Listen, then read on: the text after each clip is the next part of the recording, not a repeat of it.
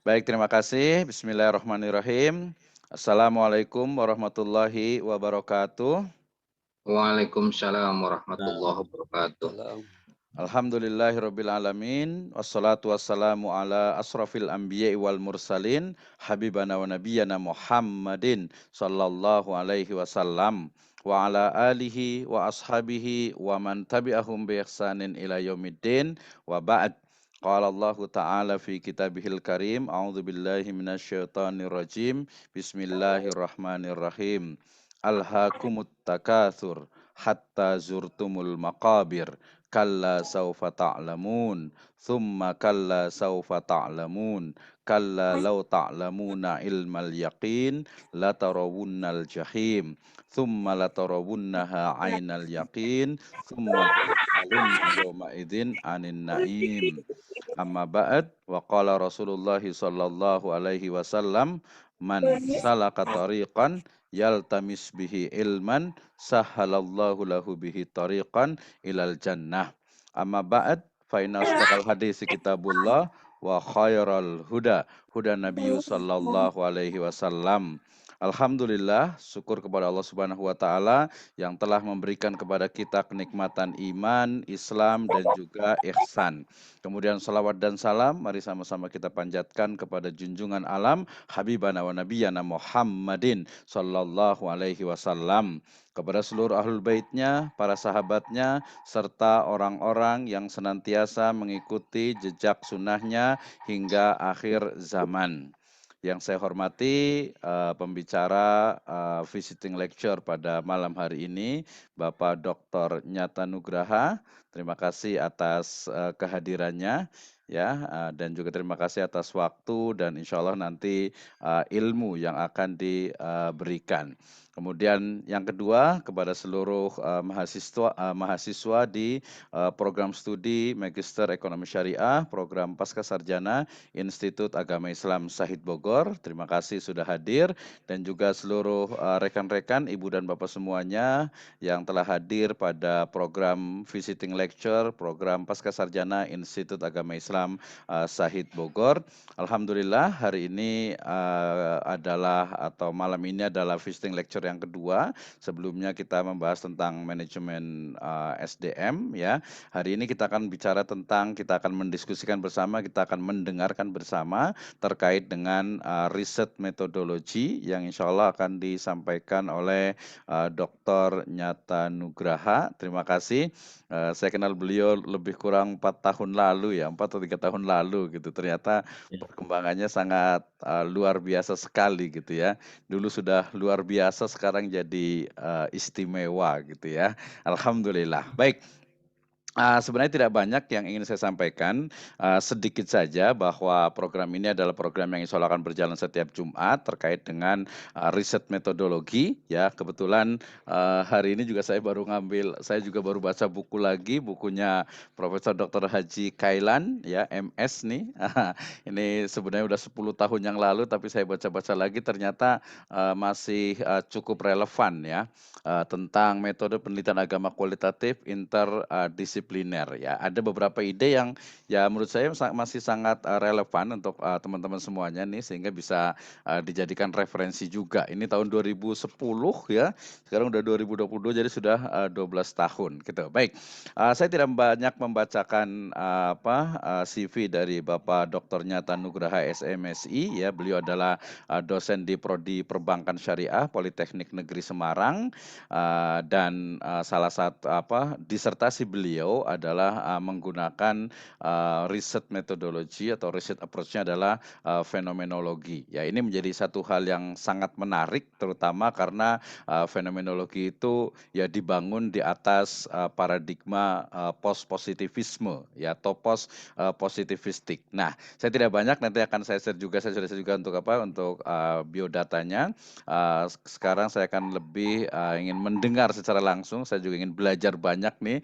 Dulu pernah belajar tapi belum kesampaian juga, belum sampai selesai gitu ya. Jadi kita akan undang dan nanti insya Allah kalau sudah aman kita akan undang ke Bogor juga ke Institut Agama Islam Syahid Bogor insya Allah. Ini sementara masih menggunakan Zoom.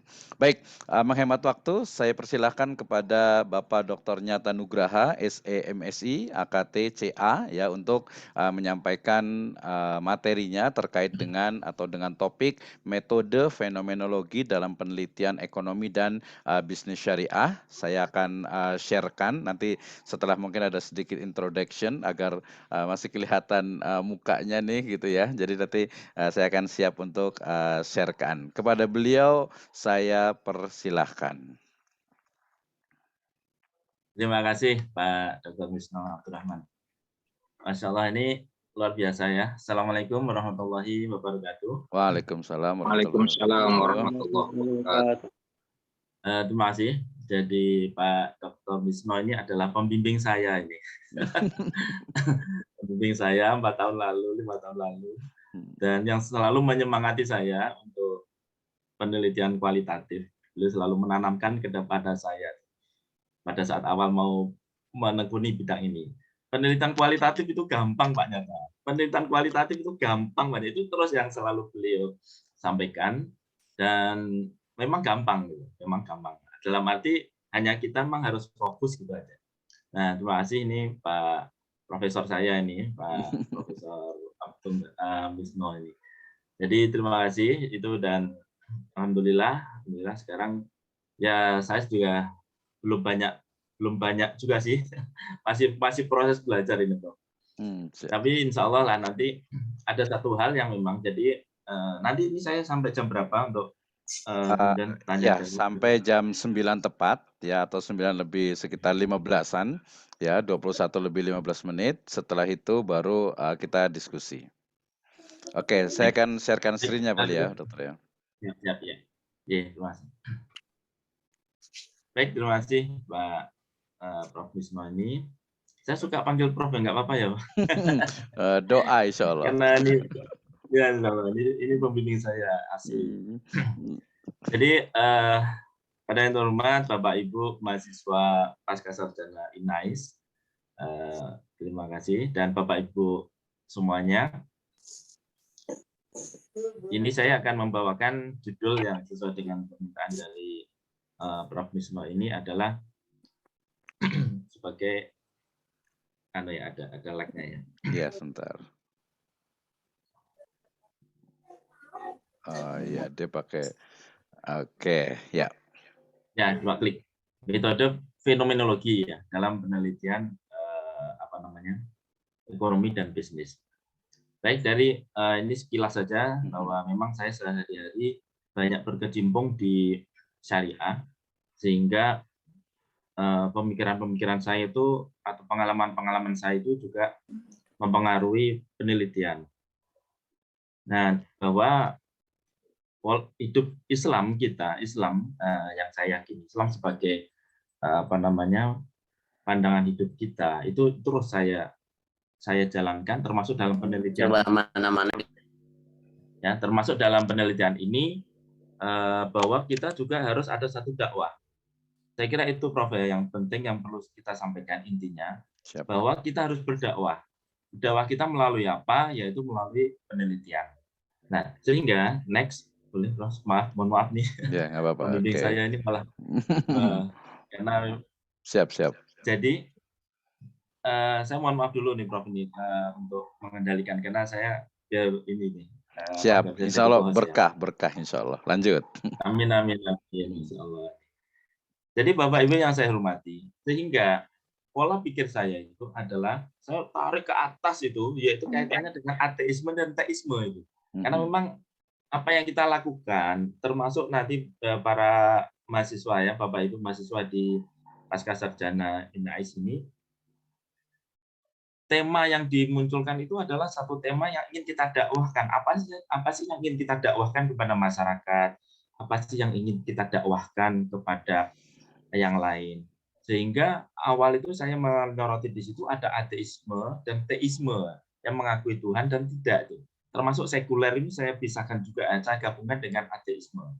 Di situ ya walaupun ini tidak terlalu pas ya, tapi paling tidak penggolongan ini tuh ada yang ateisme itu Socrates, Aristoteles, Comte, Machiavelli, Thomas Hobbes, Friedrich Nietzsche, dan banyak lagi.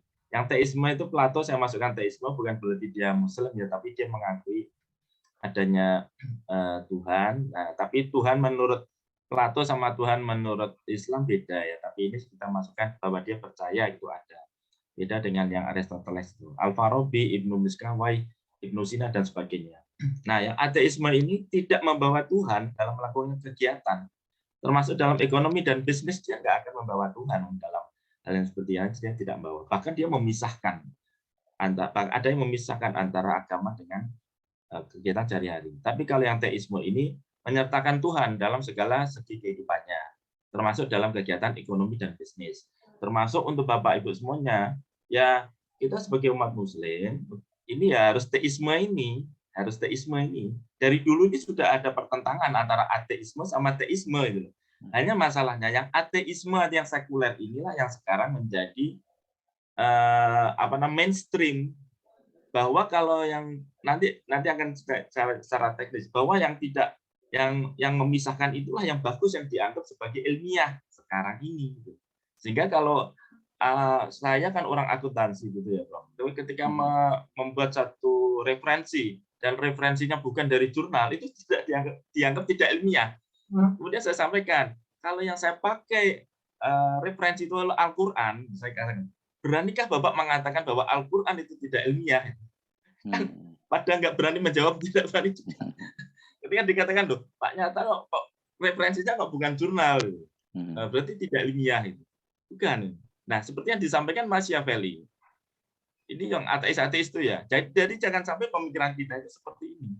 Seorang penguasa yang ingin tetap berkuasa dan memperkuat kekuasaannya harus menggunakan tipu muslihat seperti ini, kan?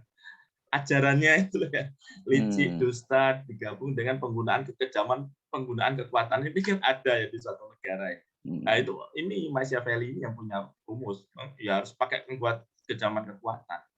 Ini ya saya ambil dari Pak Ali Maksum. Jadi memisahkan politik sama agama. Kemudian juga dari Thomas Hobbes ini prinsip dominan adalah manusia selalu berusaha mementingkan diri sendiri ya, egois. Keadilan itu tidak dikenal. Potret dunia bagikan manusia adalah serigala, saling makan satu dengan lainnya. Nah ini, pemikiran-pemikiran ini merasuk ke kita.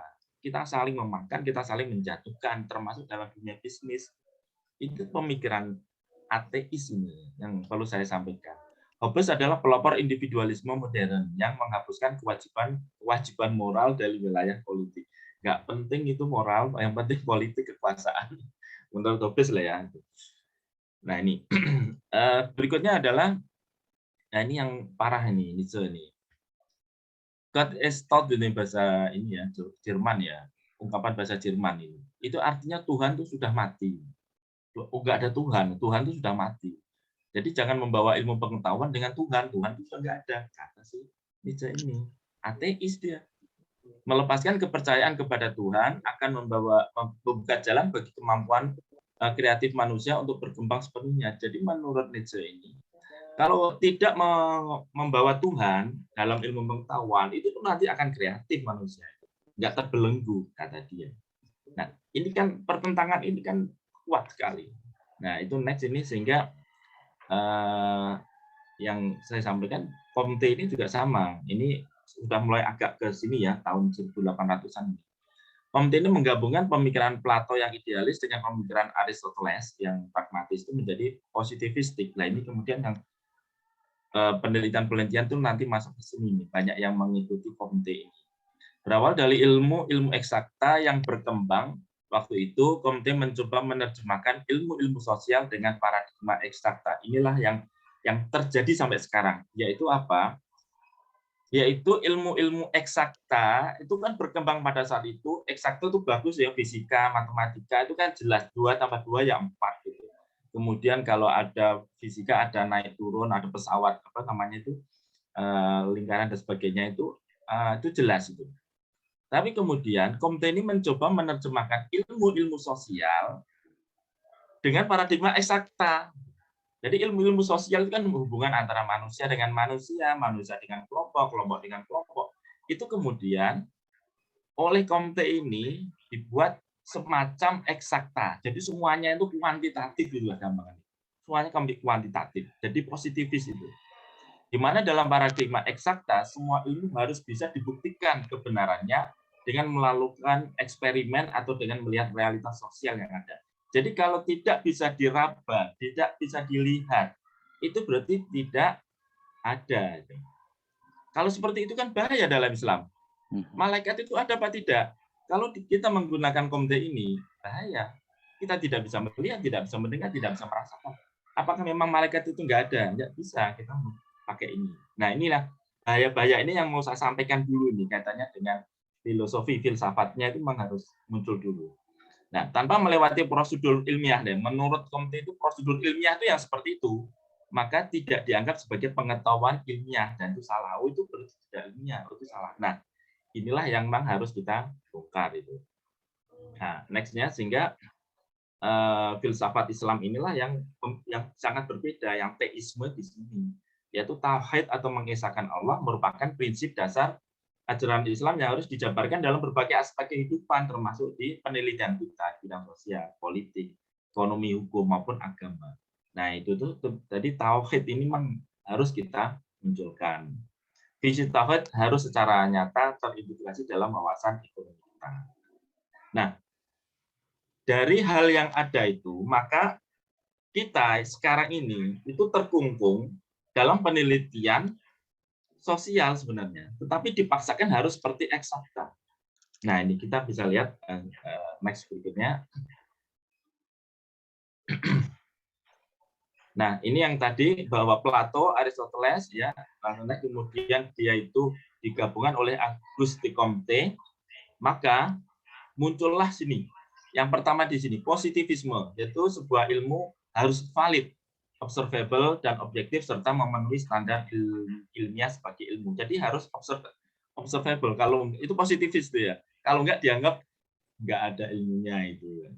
Sebagai paradigma kapitalisme yang positivis itu, dan paradigma ilmu eksakta adalah paradigma yang ilmiah, dianggap ilmiah. Nah, ini yang ketiga ini, yang keempat ini yang Bapak Ibu yang perlu kita garis bawahi, yaitu apa? Ilmu sosial diterjemahkan dengan paradigma ilmu eksakta. Inilah yang sekarang sedang kita alami. Di mana ekonomi dan bisnis konvensional sekarang ini itu sebagai mainstream, termasuk penelitian. Itu adalah mainstreamnya, semua dianggap eksakta. Dieksakkan pada sosial, tapi dibuat eksak. Nah, inilah satu hal yang harus kita bongkar bersama. Next ini, sehingga nanti kita akan sehingga seperti yang kita ketahui bahwa ekonomi, bisnis, masuk akuntansi pun ya itu adalah ilmu pengetahuan bidang sosial. Jangankan ekonomi dan bisnis, akuntansi itu sebenarnya ilmu sosial. Disertasi saya itu akuntansi dan saya mengarah ke akuntansi syariah. Itu sudah bisa dibuktikan bahwa itu adalah ilmu pengetahuan ya. Tapi saya tidak akan bicara detail ini. Ini bahwa intinya adalah itu adalah ilmu sosial. Nah, kemudian kita kan harus tahu konsep ilmu sosial itu seperti apa. Di mana menurut Barrel dan Morgan itu konsep ilmu sosial itu berhubungan dengan tiga hal ini ya, ada ontologi, epistemologi, dan metodologi. Lah ini kita mungkin agak cepat saja nggak apa-apa. Ya, untuk yang ontologi ini kita langsung ke definisinya aja. Ontologi secara sederhana dapat diartikan sebagai ilmu tentang yang ada. Ini mungkin para mahasiswa mungkin sudah dapat pelajaran ini ya, mungkin sudah dapat atau mungkin belum ya. Ya, tapi sedikit. intinya memang kita sedikit ya. Jadi kita memang harus ke sana. Kalau skripsi mungkin tidak harus masuk ke sini ya. Karena ini sudah pasca sarjana. Nah, ini memang mau tidak mau kita ke filsafat ini, Prof. Mohon maaf ini. Ya, siap. Biar nanti itu kita ada satu hal. Jadi ontologinya secara sederhana itu adalah diartikan ilmu tentang ada. Adanya itu seperti apa sih itu ilmunya ini. Contoh next itu ada contohnya. Bahkan saya buatkan contoh ini untuk bisa diterapkan ini ya di INAIS. Contoh ontologi. Jadi sudah saya sesuaikan ini. Ini bukan disertasi saya, tapi sudah saya ubah lah sedikit untuk mahasiswa atau mahasiswa yang ada di INAIS di bawah Profesor Abdurrahman Wisnu ini. Jadi misalkan gini ontologi itu, misalkan. Ya ini mungkin banyak salah, tapi nanti saya juga mohon dibetulkan ya. Ini contoh aja.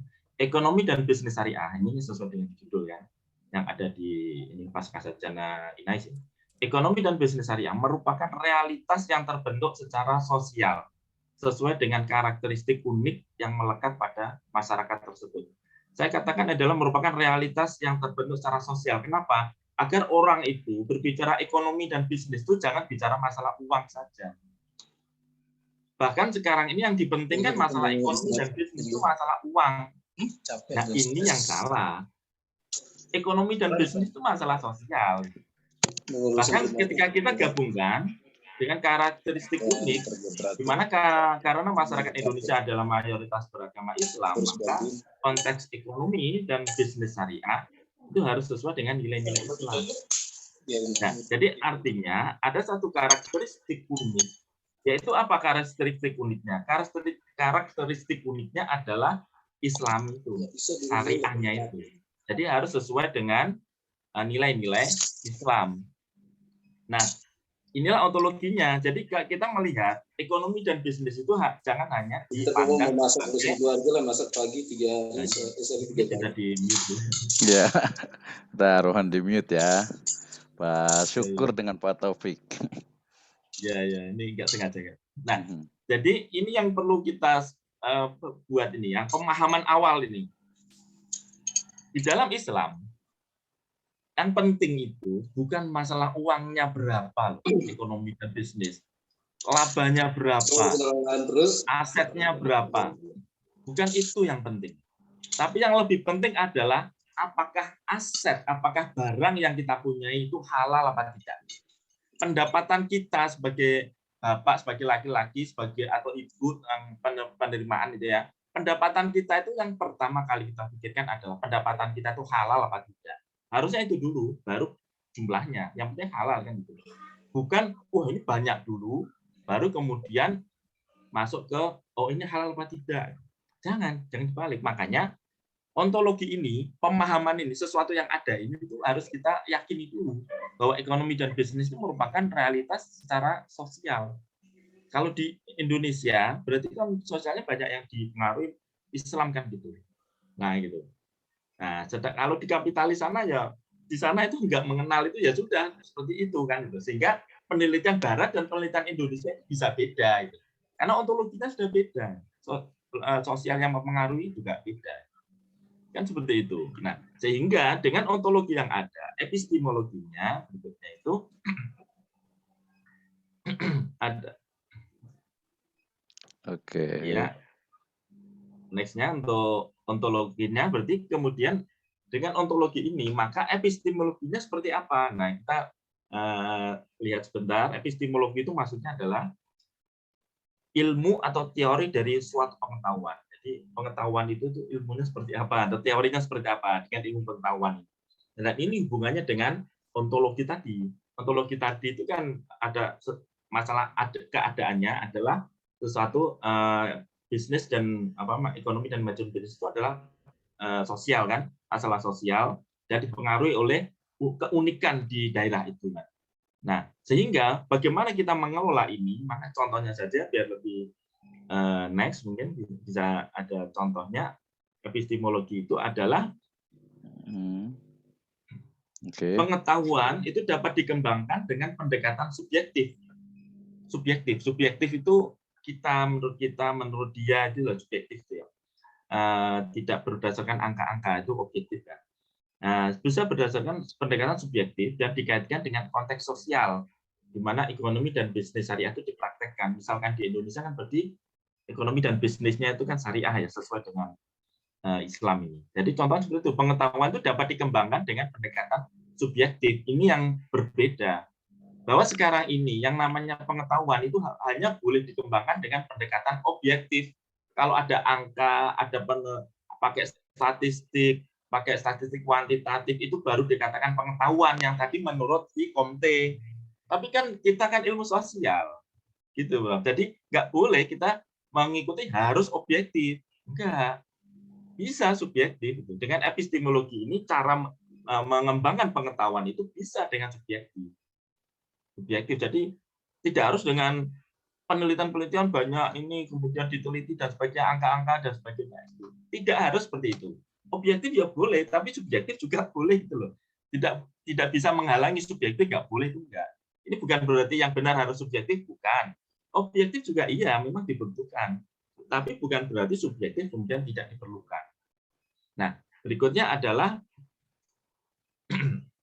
setelah epistemologi tadi adalah metodologi. Nah, setelah kita tahu ontologinya, bagaimana mengembangkan ilmu pengetahuan. Nah, sekarang bagaimana metodologinya? Jadi metodologi artinya cara melakukan sesuatu dengan menggunakan pikiran secara saksama untuk mencapai suatu tujuan.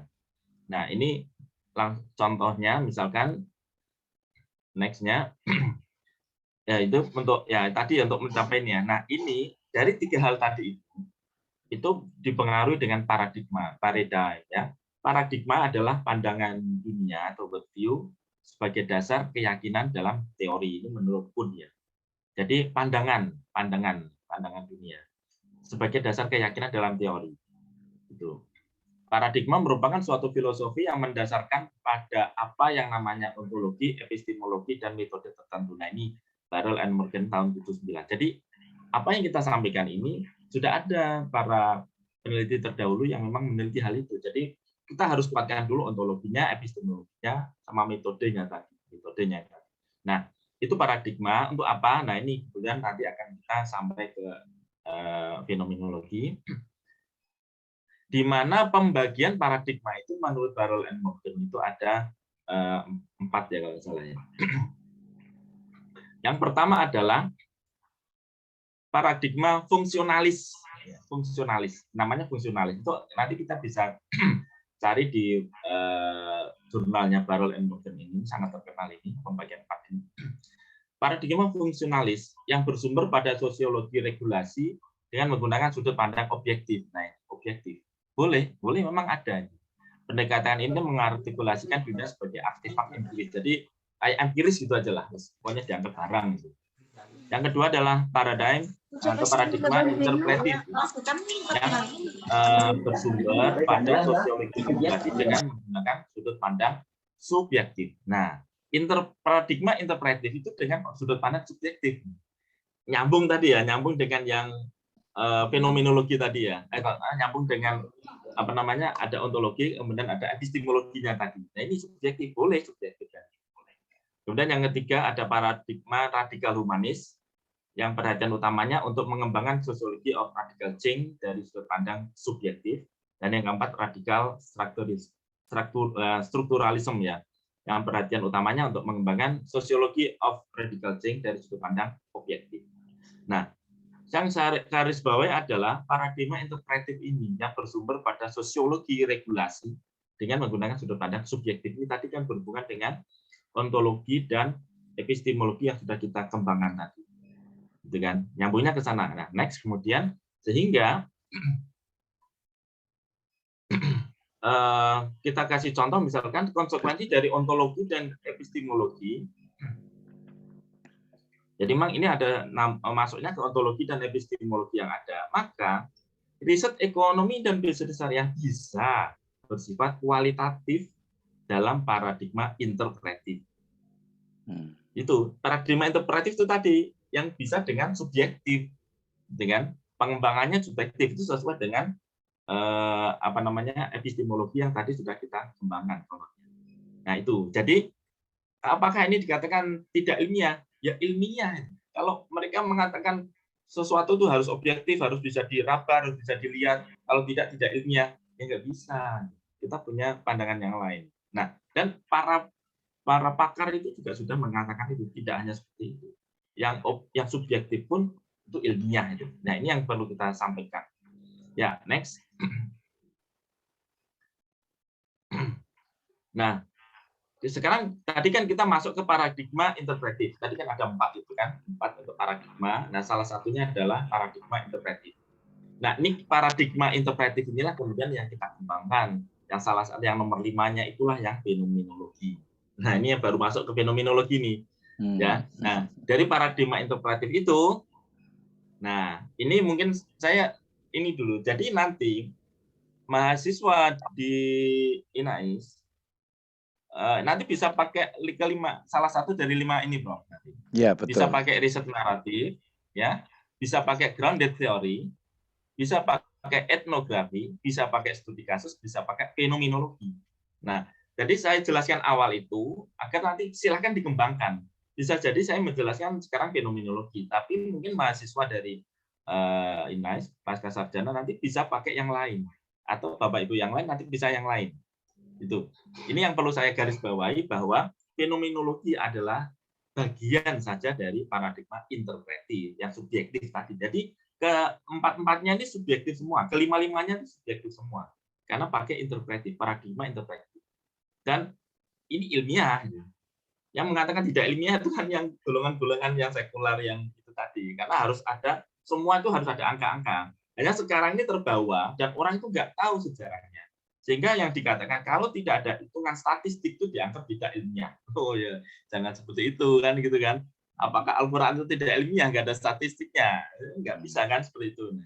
Nah, ini next kita coba singkat aja penjelasannya, nanti kita terus masuk ke singkat saja ya, ini untuk yang penjelasan. Misalkan riset naratif itu seperti apa penjelasannya. Itu sebagai tipe desain kualitatif spesifik yang narasinya dipahami sebagai teks. Ini ya, dituturkan. Jadi itu kayak narasi lah, cerita lah istilahnya.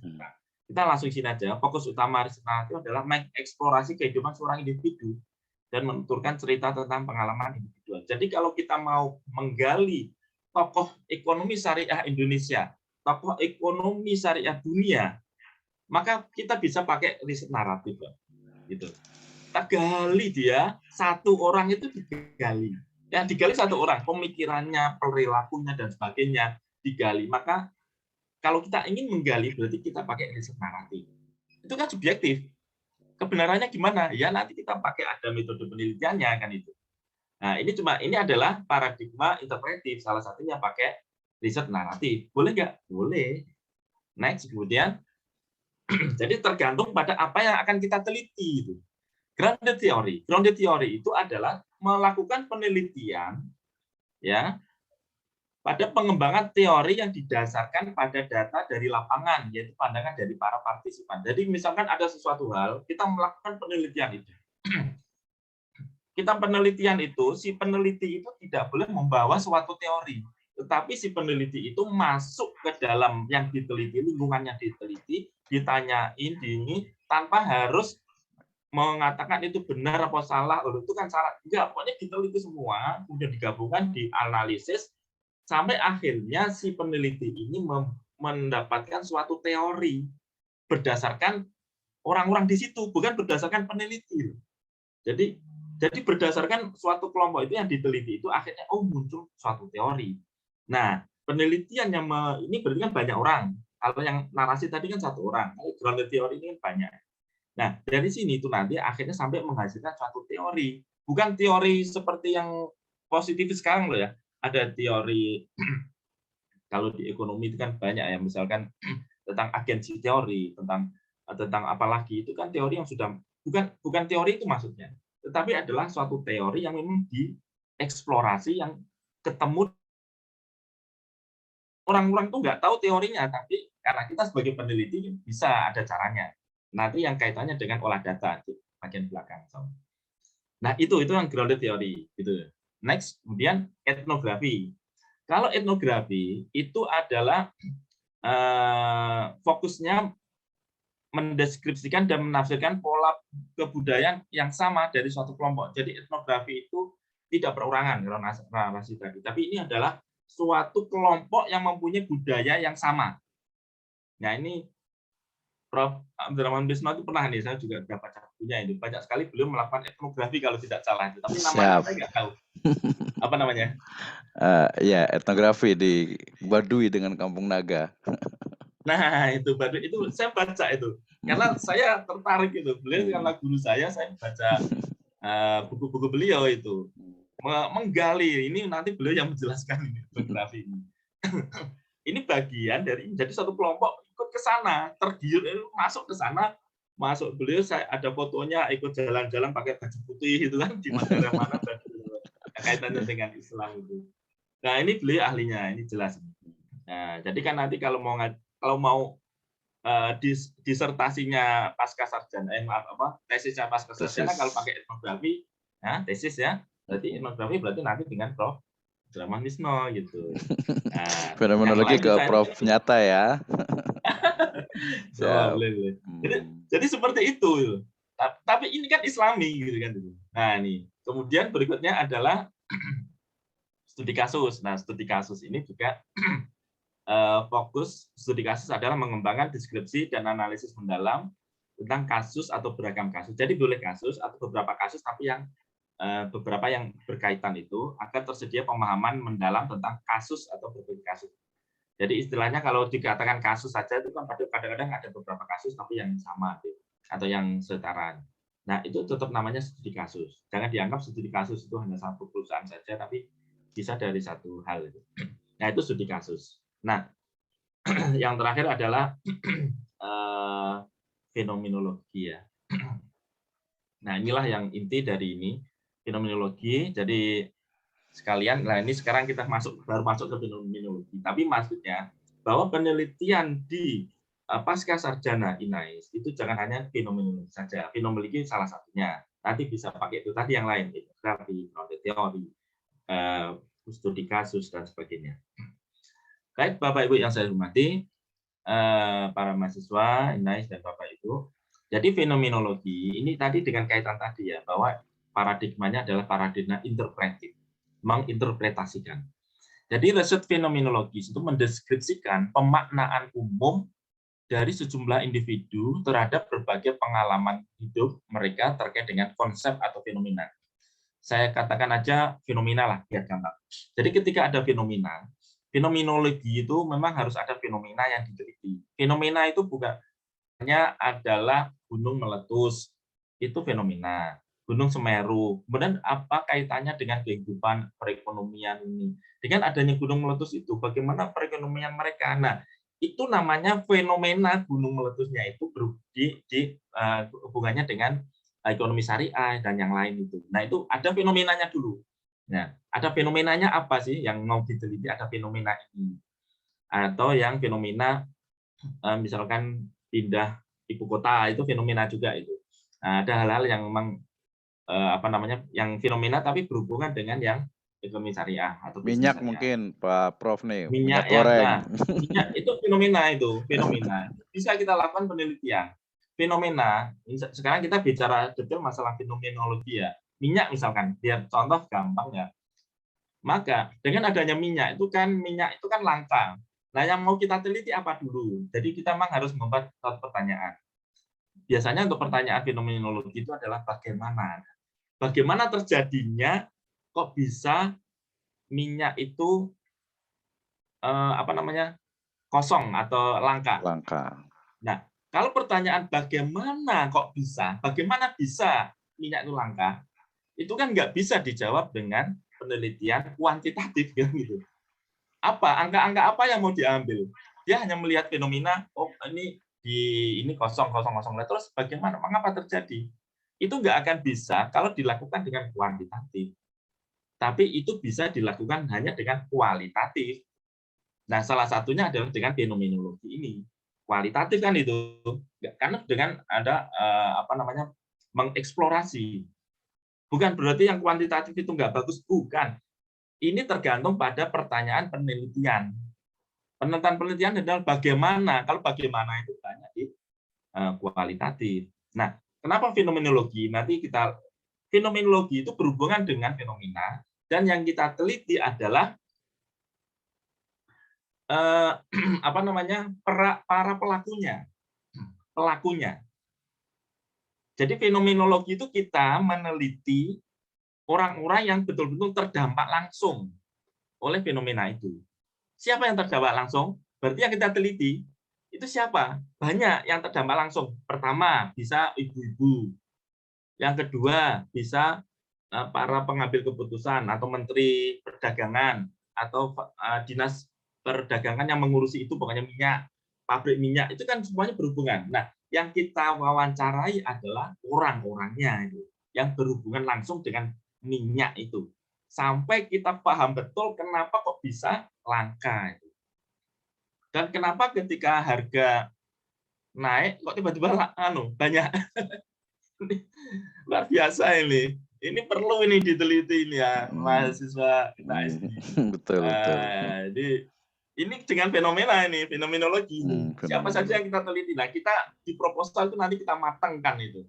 Apa saja ini yang harus diwawancari, siapa saja itu. Berarti kan kita pakai teori. Nah, perlu saya sampaikan juga, walaupun namanya adalah penelitian kualitatif dan termasuk fenomenologi, itu bukan berarti kita tidak merujuk penelitian sebelumnya, loh. Bukan. Kita tetap merujuk penelitian sebelumnya untuk mengetahui kira-kira apa sih penyebabnya yang langka itu. Berarti kan kita ada teori ekonomi, ya kita pakai teori ekonomi yang ada dulu gitu kan. Kemudian bagaimana strukturnya, prosedurnya sampai minyak itu dari pabrik sampai ke masyarakat, bagaimana izinnya. Nah itu kita ambil teori-teorinya, dan teori yang lain tetap kita anukan. Teori gap teori itu juga harus ada, gap teori atau gap fenomena juga ada.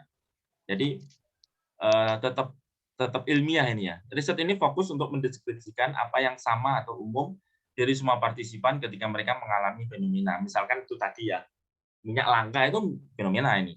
Tujuan utama fenomenologi adalah untuk mereduksi pengalaman individu pada fenomena menjadi deskripsi tentang esensi dan intisari. Nah ini, banyak hal itu saya jelaskan di sini saja nih, biar untuk menyingkat waktu. Jadi untuk tujuan fenomenologi yang tadi sebelumnya.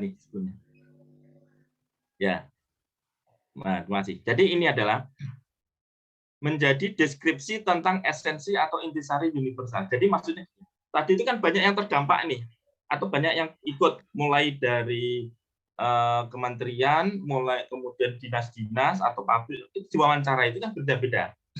Nah, dari yang beda-beda tadi, termasuk yang ibu-ibu tadi kan, masuk yang toko-toko, supermarket kan kita wawancarai. Maka di antara wawancara-wawancara itu nanti kita masing-masing kalimat itu kita ambil esensinya. Ini harus praktek ini, Prof, ini, Bang. Iya, jadi masing-masing statement ini teori dulu ya nih, kalau secara teori enggak, tapi minimal kita paham dulu. Jadi masing-masing statement itu dari wawancara yang ada itu kemudian kita lihat apa sih intisarinya masing-masing.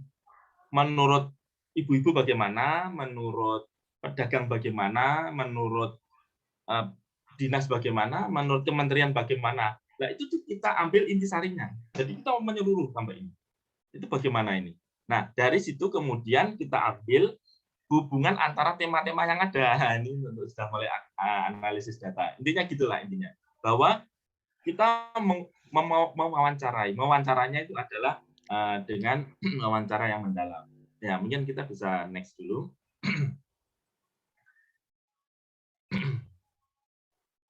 Ya ini pertanyaannya ya. Jadi fokus dari fenomenologi adalah memahami esensi dari pengalaman dan mendeskripsikan esensi dari fenomena atau konsep. Jadi esensinya. Jadi esensinya itu sesuatu yang tidak tampak. Ada di ini. Contohnya itu ada anak itu atau ada suami sama istri itu pergi ke suatu pernikahan, namanya resepsi. Nah, awal itu suami itu sudah ngomong, Mama, Ibu, kita nanti di resepsi sampai jam 1 ya. Sampai jam 1. Setelah sholat berangkat sampai jam 1. Karena nanti Bapak ada acara lagi setelah jam 1. Oh ya itu. Nah, setelah ini contoh ya, esensi itu seperti apa. Setelah di resepsi itu, ternyata ibu-ibu ini, misalnya seorang ibu ini lupa, karena di situ ada makanan-makanan enak, itu kan. Lupa, ada ketemu sama teman-teman ngobrol ini, kita ngobrol. Sudah jam 1 itu, sudah jam 1. Padahal Bapak ikan jam 1 udah lebih. Dia masih sabar, sebentar lagi mungkin pulang. Ternyata ibu masih nggak ngerasa sampai jam 1:04. Nah, pada saat jam 1:04 kan Bapak ini kan harus segera melakukan kegiatan lainnya. Maka si Bapak ini tanya kepada istrinya, Bu, Ma, istriku, sekarang jam berapa ya? Oh, sekarang jam 1:04, Pak. Oh iya, gitu kan. Habis itu si ibu ngobrol lagi. Fakta yang kita lihat apa? Fakta yang kita lihat. Faktanya adalah seorang bapak bertanya kepada istrinya sekarang jam berapa. Gitu. Itu fakta. Ya kelihatan kan di situ. Tapi apakah bapak ini memang pengen tahu sekarang jam berapa? Tidak kan? Tidak. Intinya apa bapak itu? Tanya. Intinya tuh ngajak pulang. Nah, ngajak pulang itu esensi. Gitu. Nah, ini mahasiswa yang dari esensi itu maksudnya seperti itu. Sesuatu yang tidak tampak langsung, tidak tampak dalam arti bukan berarti si bapak itu menanyakan jam berapa, bapaknya itu ingin tahu jam berapa sekarang. Intinya bukan itu. Intinya itu ngajak pulang istrinya itu. Tapi kan orangnya halus, kita lagi ngobrol kan. Nah, itu adalah esensi. Itu banyak loh terjadi di manajemen dan bisnis syariah. Nah, penelitian itu kalau digunakan dengan kuantitatif, bisa salah nanti analisisnya. Suami menanyakan jam. Ini berarti berhubungan dengan jam. Bahkan yang namanya objektif itu, yang namanya jam itu didefinisikan. Jam adalah suatu alat, benda, yang bentuknya lingkaran, kemudian ada angka-angka satu. Yang kalau kita objektif seperti itu, penelitian objektif kan, angka-angka kan, malah pusing, malah jauh dari esensi yang seharusnya ditangkap oleh peneliti. Malah dia bicara tentang jam, ngomong tentang Swiss, wah itu sudah melenceng itu. Hasil penelitiannya sudah melenceng. Oleh karena itu, penelitian kualitatif di sini adalah untuk menggambarkan seperti itu. Dia tanya jam berapa, bukan berarti si bapak ini adalah tanya jam, bukan, tapi mengajak bagaimana untuk bisa pulang. Nah, ini next itu sudah mulai panas nih ya. Next tuh. Nah, mengapa penelitian bidang manajemen dan bisnis syariah menggunakan pendekatan teknologi ini juga untuk teman-teman di INAIS dan yang lain. Pertama, ini beberapa hal banyak ini sebenarnya. Mengapa sih penelitian bidang manajemen dan bisnis syariah menggunakan fenomenologi? Ini maksudnya itu bukan harus satu-satunya, bukan ya, Bro. Tapi salah satu alasannya itu kenapa sih? Karena apa? Karena ada fenomena itu. Misalkan tadi minyak goreng langka. Misal bisnis ini di Indonesia berada lingkungan yang kapasitas, mesti bisnis ekonomi dan bisnis syariah itu dikembangkan, tapi dia itu berada di lingkungan yang kapitalistik, yang ribawi kan sekarang di situ. Nah, itu bisa juga fenomena pelaksanaan sistem syariah dalam bisnis kurang berkembang di Indonesia dan seterusnya. Minyak goreng langka itu fenomena. Jadi ketika ada fenomena bisa pakai fenomena. Pihak yang diteliti adalah pelaku. Ingat, pelaku, bukan minyak gorengnya yang diteliti, tetapi orang-orang yang berhubungan dengan minyak goreng. Jadi yang ditanyain itu adalah orang-orangnya yang berhubungan di sana, atau pihak yang mengalami fenomena, yang terkena fenomena itu, atau pelaku fenomena. Nah, pendalaman terkait syariah akan sulit dilakukan jika diteliti dengan penelitian kuantitatif yang menghasilkan data dalam bentuk angka. Ini kan masalah syariah, kan ini masalah agama, sehingga akan susah kalau kuantitatif. Nah, itu mungkin agak cepat karena sudah jam 9 kurang ya. Nah, ini fenomenologi. Intinya itu tadi, metodologi penelitian, mungkin 10 menit lagi mungkin ya. Nanti bisa dengar. Landasan fenomenologi tadi kan paradigmanya interpretif, dan kita harus memahami ontologi, epistemologi. Ya, masing-masing yang kita teliti itu nanti ontologinya beda-beda ya. Tadi itu kan salah satu contoh saja yang saya sampaikan. Ya, untuk ontologi, epistemologi sampai metodologinya adalah fenomenologi. Walaupun nanti ini misalnya ya, di mana metodologi nanti bisa fenomenologi, bisa grounded theory, bisa yang lain tadi. Nah, untuk metode penelitian saya jelaskan dari sini saja karena waktunya. Kita tetap di sini, nanti bisa tanya jawab. Pertama, setting. Setting itu adalah hubungannya dengan tempat. Kita itu mau melakukan penelitian itu tempatnya di mana. Kalau misalnya kaitannya dengan minyak goreng, itu kira-kira lebih tepatnya di mana ya? Apakah di swalayan, apakah di suatu wilayah Jawa Barat, Bogor, atau di Indonesia, atau di Jakarta, atau di mana? Nah, itu nanti kita harus berhubungan dengan landasan teori. Siapa sih yang kira-kira itu tadi? Maka kita harus membongkar teori yang ada. Informan itu dalam bahasa penelitian kuantitatif itu kayak responden. Nah, kalau di penelitian kualitatif namanya informan. Nah, informannya itu siapa? Yang berhubungan dengan fenomena yang terjadi tadi. Ya. Nah, bagaimana pengumpulan data? Pengumpulan data adalah dengan melakukan wawancara, kemudian bisa melakukan dengan dokumen, pengumpulan dokumen, ya, atau dengan pengamatan, dengan tiga itu. Itu data. Kok bisa pengamatan? Iya. Jadi pengamatan itu kita melihat saja, itu bisa melihat. Bagaimana misalkan saya dalam satu penelitian itu melihat satu kantor itu begitu adzan Allahu Akbar itu pada berhenti kerjaan, kemudian semuanya bersiap-siap untuk ke masjid atau musala untuk sholat. Itu kan tidak perlu dijelaskan dengan apa, yaitu dengan melihat pengamatan itu kita sudah melihat, oh ternyata budaya di kantor ini ketika adzan mereka langsung sholat, yang laki-laki sholat. Itu pengumpulan data bisa dengan pengamatan. Jadi tidak harus wawancara, diamati aja sudah bisa. Atau dengan yang dokumen. Kredibilitas penelitian, lah ini mungkin ya ini penting ini karena mungkin bisa di next-kan saja. Kita masuk ke aja ya. penelitian. Ya, karena paradigma ini tadi sudah saya jelaskan ini ya, ini waktunya biar pas ini. Karena ini penting ini untuk yang jadi tadi setting sudah ya, sudah. Ya. Oke, lanjut lagi. Nah, lanjut lagi ya. Biar nanti cukup. Jadi pengumpulan data, wawancara, observasi, analisis dokumen tadi sudah saya jelaskan. Next. Nah, Bapak Ibu mahasiswa pasca sarjana INAIS yang saya hormati dan Bapak Ibu semuanya. Jadi di dalam penelitian kuantitatif itu mereka punya kredibilitas penelitian. Bagaimana dengan penelitian kualitatif? Sama, tetap ada. Nah, ini kebetulan saya memang ada satu buku yang bisa Hubei itu menyamakan ya hampir samakan antara penelitian kualitatif dan penelitian kuantitatif itu. Intinya sama, cuma caranya beda. Contoh, di kualitatif itu kita melihat di kualitatif ada yang namanya kredibilitas. Kalau di kuanti yang angka-angka itu validitas internal lah, kita sering mendengarkan. Terus validitas internalnya seperti apa? Nah, di penelitian kualitatif itu, kualitatif itu yang fenomenologi tadi itu, kita mengenal yang namanya kredibilitas.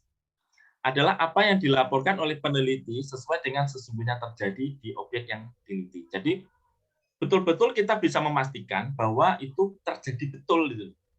Nah, kredibilitas atau validitas internal ini dilakukan melalui pengamatan di lapangan dalam kurun waktu tertentu, melakukan triangulasi, nanti saya jelaskan triangulasi, dan membangun kepercayaan partisipan atau informan untuk memperoleh data lebih detail dan jujur. Triangulasi itu semacam kita melakukan misalkan kita tanya kepada ibu-ibu ya, masalah langka. Kita juga tanya masalah ke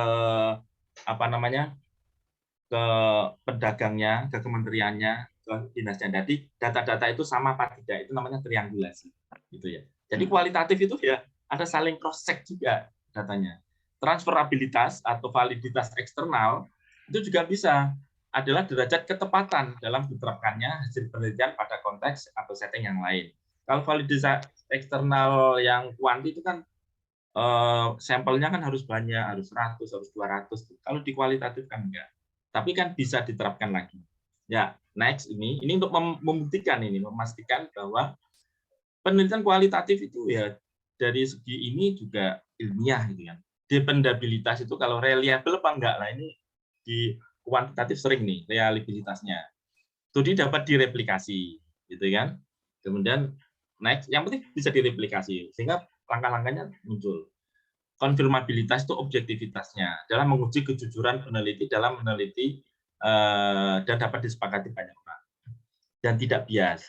Kenapa? Nah, ini nanti kan kita bisa ada hal-hal kredibilitas ini bisa dilakukan, dan penelitian yang saya lakukan itu juga melakukan rekaman.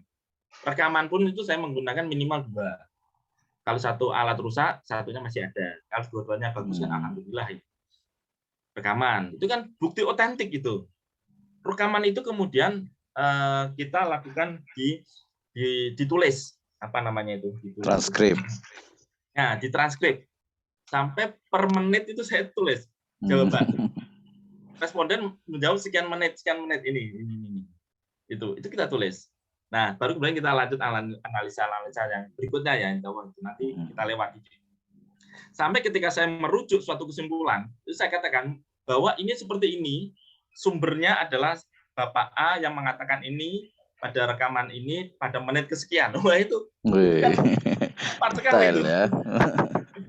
Di disertasi saya katakan itu. Ini yang dikatakan oleh Bapak ini pada rekaman kan saya bagi-bagi rekaman A, B, C, D, D. Rekaman A pada menit kesekian. Detiknya tuh ada. Sudah, jadi kalau orang mau memastikan benar nggak Bapak ini ngomong gitu, ya, di transkrip sudah saya tulis di situ. Kalau mau dicek ke rekaman silakan dicek. Nah, ini kan kejujuran ini penelitian itu. Nah, itu tidak harus dengan angka-angka. Kita bisa melakukan suatu kepastian penelitian ini betul-betul kita lakukan ya dengan cara seperti itu. Dependabilitas penelitian kualitatif ya seperti itu. Bisa dicek itu. Saya punya datanya. Nah, makanya ini suatu saat nanti perlu praktek ini. Nah, ini triangulasi adalah langkah yang dipakai oleh peneliti untuk menggunakan beragam sumber metode penyelidik dan teori untuk menyediakan bukti pendukung untuk validasi akurasinya. Intinya adalah guna validasi akurasi studi atau penelitian yang dilakukan. Ini menurut Creswell. Jadi untuk seperti itu. Baik, berikutnya triangulasi itu apa saja ya? 5 menit lagi insya Allah. Triangulasi ini adalah ada 3, yaitu triangulasi sumber data. Jadi sumber datanya bisa lebih dari satu, bisa beberapa orang. Bisa triangulasi dari teknik itu ada yang pakai wawancara, observasi, nah itu nyambung, berarti datanya valid. Misalkan setelah diwawancara, oh orang-orang di kantor kami itu orangnya religius, kalau pas sholat ya kita akan sholat bersama. Itu wawancara dengan pimpinan. Itu bisa di cross check dengan observasi. Kita melihat secara langsung, oh iya ya, begitu langsung sholat. Itu berarti triangulasi teknik, wawancara dan observasi. Itu contohnya gitu. Triangulasi waktu itu sama tapi waktunya beda. Ya, next. Ini analisis. Nah, ini teknik analisis data. Nah, ini insya Allah karena waktunya sudah pendek sih nggak mungkin saya jelaskan secara detail. Intinya adalah saya menggunakan langkahnya Sanders tahun 1982 kaitannya dengan fenomenologi. Ada 4 langkah untuk yang Sanders itu, yaitu deskripsi data. Kita menjelaskan datanya seperti apa. Data itu maksudnya data yang di penelitian kuantitatif adalah berupa angka-angka. Tapi data di penelitian kualitatif, datanya itu tidak berupa angka, tapi berupa kata-kata, berupa kalimat, berupa teks. Itu adalah deskripsi data. Jadi berupa teks. Itu ya, itu deskripsi data. Kemudian reduksi fenomenologi adalah kita mencari masing-masing orang itu, masing-masing pelaku itu, atau masing-masing informan itu mengucapkan apa saja, dan itu tema-tema yang muncul apa saja. Tema-tema yang muncul apa saja. Nah, tema-tema yang muncul itulah kemudian kita revisi. Nanti yang penting yang disesuaikan dengan tujuan penelitian atau pertanyaan penelitian. Jadi memang kita harus merujuk pada pertanyaan penelitian. Nah, ini saya sampai pakai NVivo ini, Bro, untuk karena banyak sekali untuk membantu ya, tapi tidak untuk melakukan satu analisis. Analisis tetap si peneliti, tapi ditempatkan di NVivo, jadi lebih memudahkan. Kemudian ada pengembangan notik dan nomatik correlate. Ini susah ini. Nanti ya kita lewatin dulu ya. Ini jadi pengembangan notik dan nomatik. Jadi ada noma, ada nosis, ada noma dan nosis. Noma itu adalah noma itu adalah fenomenanya, numanya. Nosisnya itu adalah bagaimana persepsi orang itu terhadap fenomena itu. Nah, nanti kan ada banyak hal dan kita harus bisa menggabungkan antara noma sama nosis itu loh. Notic and nomatic correlate. Hubungannya seperti apa? Nah, itu muncul itu tadi esensi itu. Ini adalah untuk menjawab esensi yang muncul tadi seperti ini. Jadi misalkan Bapak tadi tanya ke ibunya itu nanti dihubungkan itu.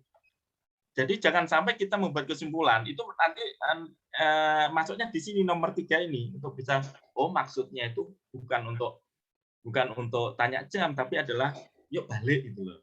Nah, editing reduction itu adalah sudah masuk ke lebih ke hubungan secara keseluruhan maknanya itu, esensinya maknanya lebih sana. Nah, dari 4 langkah ini karena ada itu tadi islamisasi itu, maka itu harus ada satu sinkronisasi refleksi dengan nilai-nilai Islam ini yang saya tambahkan sendiri nih. Saya menggunakan apa namanya? Saya menggunakan dari Ibnu Khaldun. Jadi tambahan saya adalah Ibnu Khaldun sehingga saya mengatakan Islamic Phenomenology Way ini versi saya ini ya. Kalau yang Sendos itu 1 sampai 4. Tapi kan kalau penelitian seperti ini, kalau kita berhenti sampai sini, nanti kalau hasilnya nggak sesuai gimana? Misalkan kita di suatu wilayah maling, misalkan ternyata di situ saling ini atau suatu wilayah yang bisa maaf tuh saling tukar-tukar istri itu kan ada satu apa namanya tukar pasangan itu kan ada budaya. Nah, maka kita nggak bisa mengatakan itu sesuatu yang ya itu ya memang kita bisa ke sana, esensinya itu ke sana. Tapi kan kita harus ada 5 ini. Harus ada penyaring di sini. Nah, ini yang saya tambahkan sendiri. Nah, ini apakah ini yang 5 ini yang saya tambahkan karena saya nggak mau hanya berhenti sampai di 4 saja. Itu ya kalau hasilnya bagus. Kalau enggak kan wong tujuannya kita mau dakwah kok masih berarti maaf ya kalau saling tukar pasangan itu nggak apa-apa karena itu adalah selama saling ridho kemudian nggak ada masalah mereka rukun-rukun saja itu kan nggak boleh kan itu kan maka ada saringan nomor 5 ini. Saya kira gitu Prof. Ini sudah jam 21. Oke. Ya, baik, terima kasih, luar biasa sekali ya tadi pembahasannya terkait dengan Islamic Phenomenological Way ya. Baik, ini terima kasih luar biasa sekali Pak Dr. Nyata, ini saya mendapatkan banyak ide terutama tadi di last minute ya. Di last minute nih, tenang saja nanti yang bertanya kita akan kasih di waktu ada lebih kurang karena ini juga baru 9:08 ada lebih kurang 30 menit Pak ini dokter nih kita bisa diskusi ya, ada beberapa teman-teman yang aktif yang cukup aktif nih dan mereka biasanya cukup kritis gitu ya di level magister ini terkait dengan ini. Tapi tadi ada satu hal mungkin yang memang menarik betul. Tadi saya ambilkan buku ini tentang interdisipliner atau interkoneksi ini. Saya pikir tadi nyambung gitu. Hanya memang metodenya itu diakhirkan gitu ya. Kalau kami biasanya di bisnis itu ada namanya bisnis model canvas gitu ya. Maka ada 2 cara sebenarnya. Pertama, Islamic values itu dimasukkan ke dalam layer di bisnis model canvas gitu ya. Atau juga dia sebelum masuk ke bisnis model canvas itu dia disaring dulu dengan usul fikih, dengan maqasid atau dengan Islamic values. Nah, ini menjadi hal yang menarik ketika tadi kemudian betul ini biasa rata-rata teman-teman di ilmu sosial humaniora itu biasanya ya tadi terutama teman-teman di yang Islam negeri ini biasanya itu mereka ketika meneliti harus betul-betul misalnya tadi itu etnografi atau pakai fenomenologi gitu. Bahkan sampai-sampai mereka ngomong sebelum riset nih kalau Anda mau lihat fenomenologi atau etnografi, Anda harus menanggalkan dulu keyakinan Anda dulu gitu kan. Jadi ini satu hal yang tentu betul tadi sangat tidak Islamik sekali gitu ya. Baik, kita akan ini berikan waktu dulu untuk yang bertanya nih kayaknya lebih bagus karena ini adalah sebuah perkuliahan gitu ya. Saya ingin mungkin sebelum saya baca pertanyaan di chat room nih, saya ingin mungkin teman-teman ini Ibu dan Bapak sekalian, peserta sekalian yang ingin bertanya langsung dulu nih ya, bertanya langsung sebelum nanti saya bacakan yang di chat room. Ya alhamdulillah terima kasih untuk ada Rosana dari Salatiga, kemudian juga ada Arna, ada juga dari Bapak Ahmad Ramadan, dosen baru kita nih, dosen muda kita, alumni dari INAIS Bogor, dan juga ada Pak Iwan Budiono. Saya berikan kesempatan dulu untuk yang bertanya langsung nih ya, untuk bertanya langsung agar lebih jelas. Saya silahkan untuk yang mau bertanya langsung open mic atau boleh raise hand juga ya nanti agar lebih jelas gitu ya, lebih jelas sehingga langsung nih. Jadi jangan nunggu ini. Oke, terima kasih untuk langsung Arna di sini bertanya itu Arna ibu atau bapak ya? Enggak apa-apa, silahkan langsung saja. Oke, baik. Terima kasih untuk waktunya. Saya Arna dari Salatiga, Bapak. Silakan. Assalamualaikum warahmatullahi wabarakatuh. Waalaikumsalam warahmatullahi wabarakatuh. Ya, Bapak, menarik sekali ya, banyak insight yang kemudian saya dapatkan, dan kebetulan karena memang beberapa waktu terakhir saya juga fokus di penelitian kualitatif. Nah, pertanyaan saya karena memang sedang belajar, Bapak, apakah ketika kita bicara tentang fenomenologi, apakah kita harus memulai dasar kita itu dengan menetapkan variabel seperti ketika kalau kita kuantitatif itu kan kita ini ya Pak, misalkan ada variabel X-nya apa, Y-nya apa, terus ketika misalkan ada Z-nya ya berarti Z-nya apa dan sebagainya, atau benar-benar kita itu ingin mengungkapkan sesuatu fenomena yang kemudian ada dalam sebuah wilayah atau ada dalam satu kasus seperti itu yang kemudian kita ungkap ada apa di balik fenomena itu seperti itu. Nah, kalau seperti itu kan kalau sifatnya kan memang exploring ya. Tapi apakah kemudian juga bisa kita tetapkan dari variabel-variabel yang kita tetapkan lebih dulu, Pak. Nah, mungkin itu pertanyaan saya. Terima kasih. Oke, terima kasih Bu Arna ya atas pertanyaan dari Salatiga. Ini juga berarti langsung saya bacakan pertanyaan juga yang di chat room-nya juga, Bapak. 5 teknik analisis bisa dikutip dari karya siapa? Nah, ini sebenarnya tadi sudah dijawab ya, tentang 5 teknik analisis bisa dikutip dari siapa, tapi nanti boleh ditambahkan juga termasuk juga untuk penelitian fenomenologi apakah harus diawali dengan penetapan variabel dulu, Pak? Itu tadi pertanyaan baik yang di chatroom ataupun langsung. Terima kasih untuk Bu Arna dari Salatiga. Mungkin Pak Dokter bisa langsung menjawabnya nih terkait dengan mungkin masih agak campur ini kuantitatif atau kualitatif, ada variabel X, X1, Y, dan sampai Z. Silakan Pak Dokter.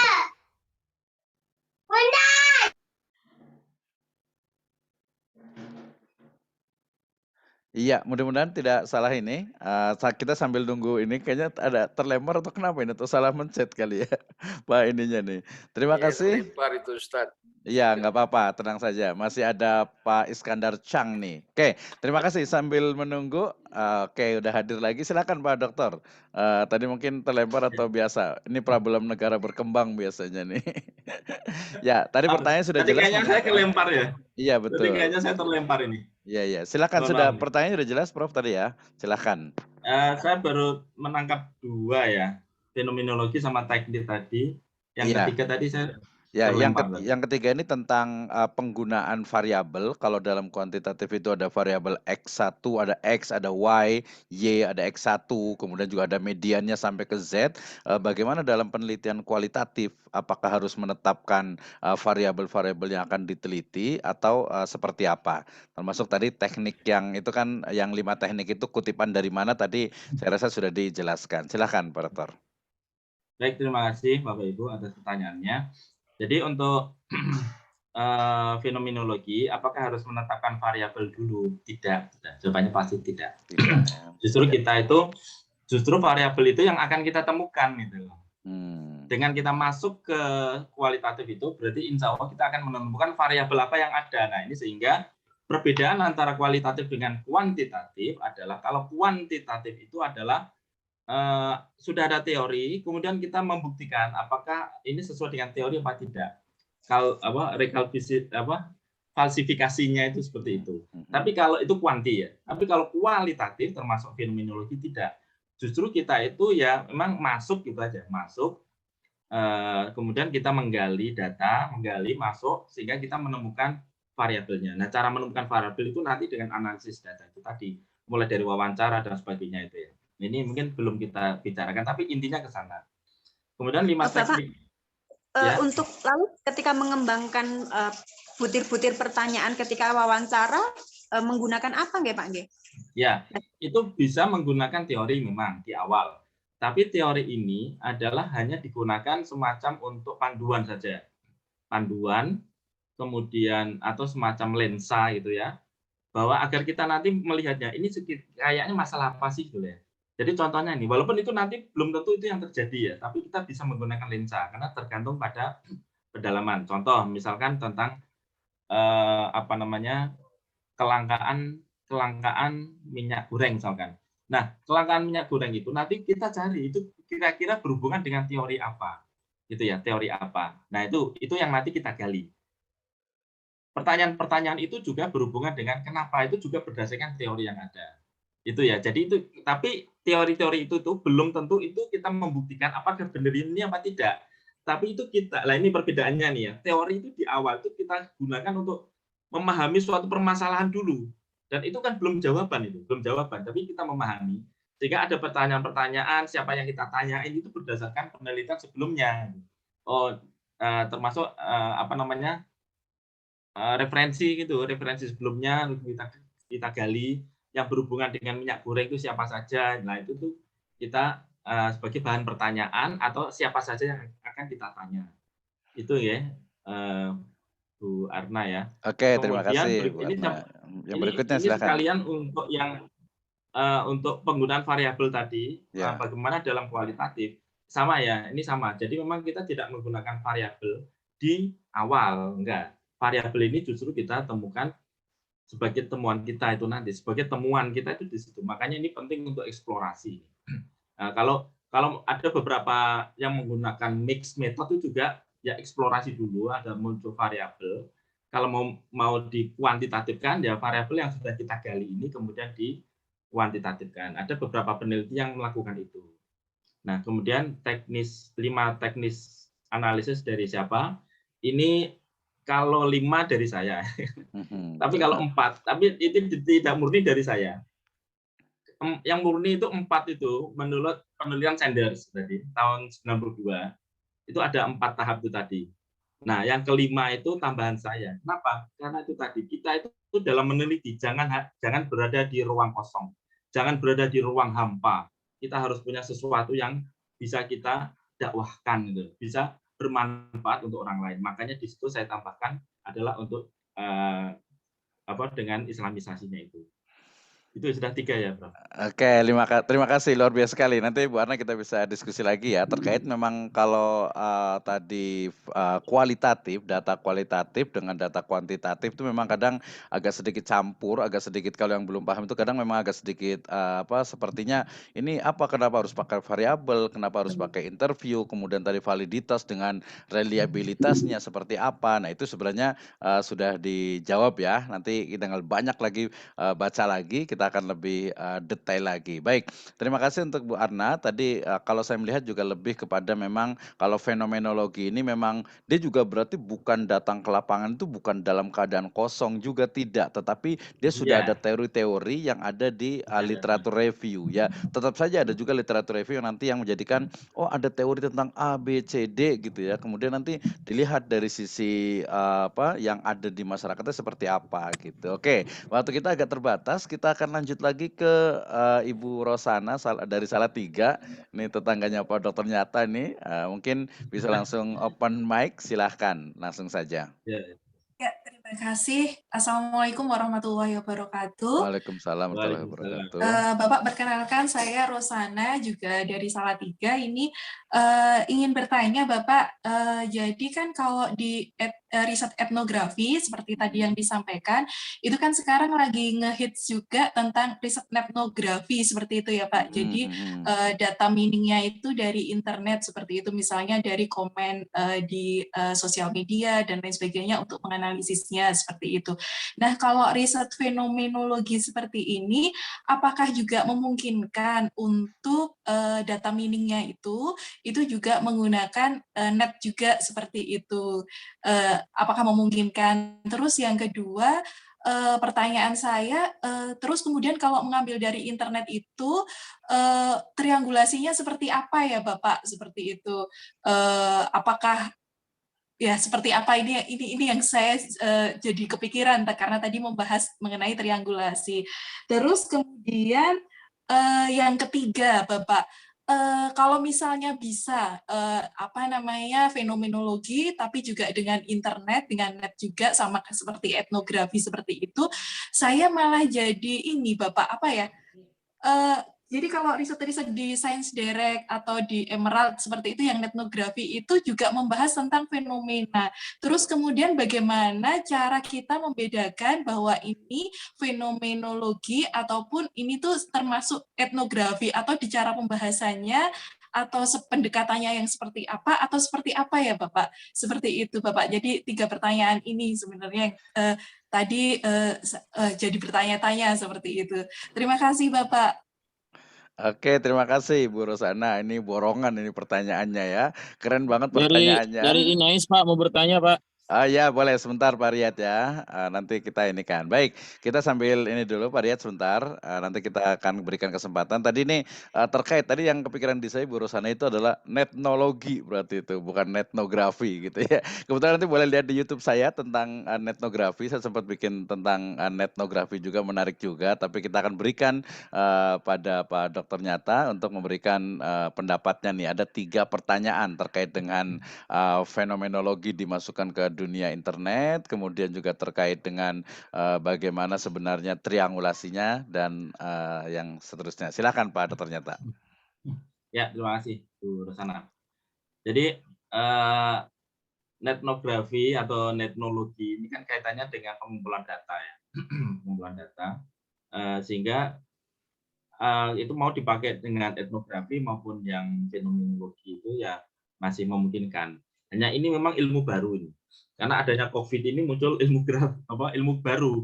Karena sudah harus segera laporan, harus segera bikin ini. Tapi ternyata nggak bisa ketemu, nggak boleh ketemu. Jadi akhirnya pakai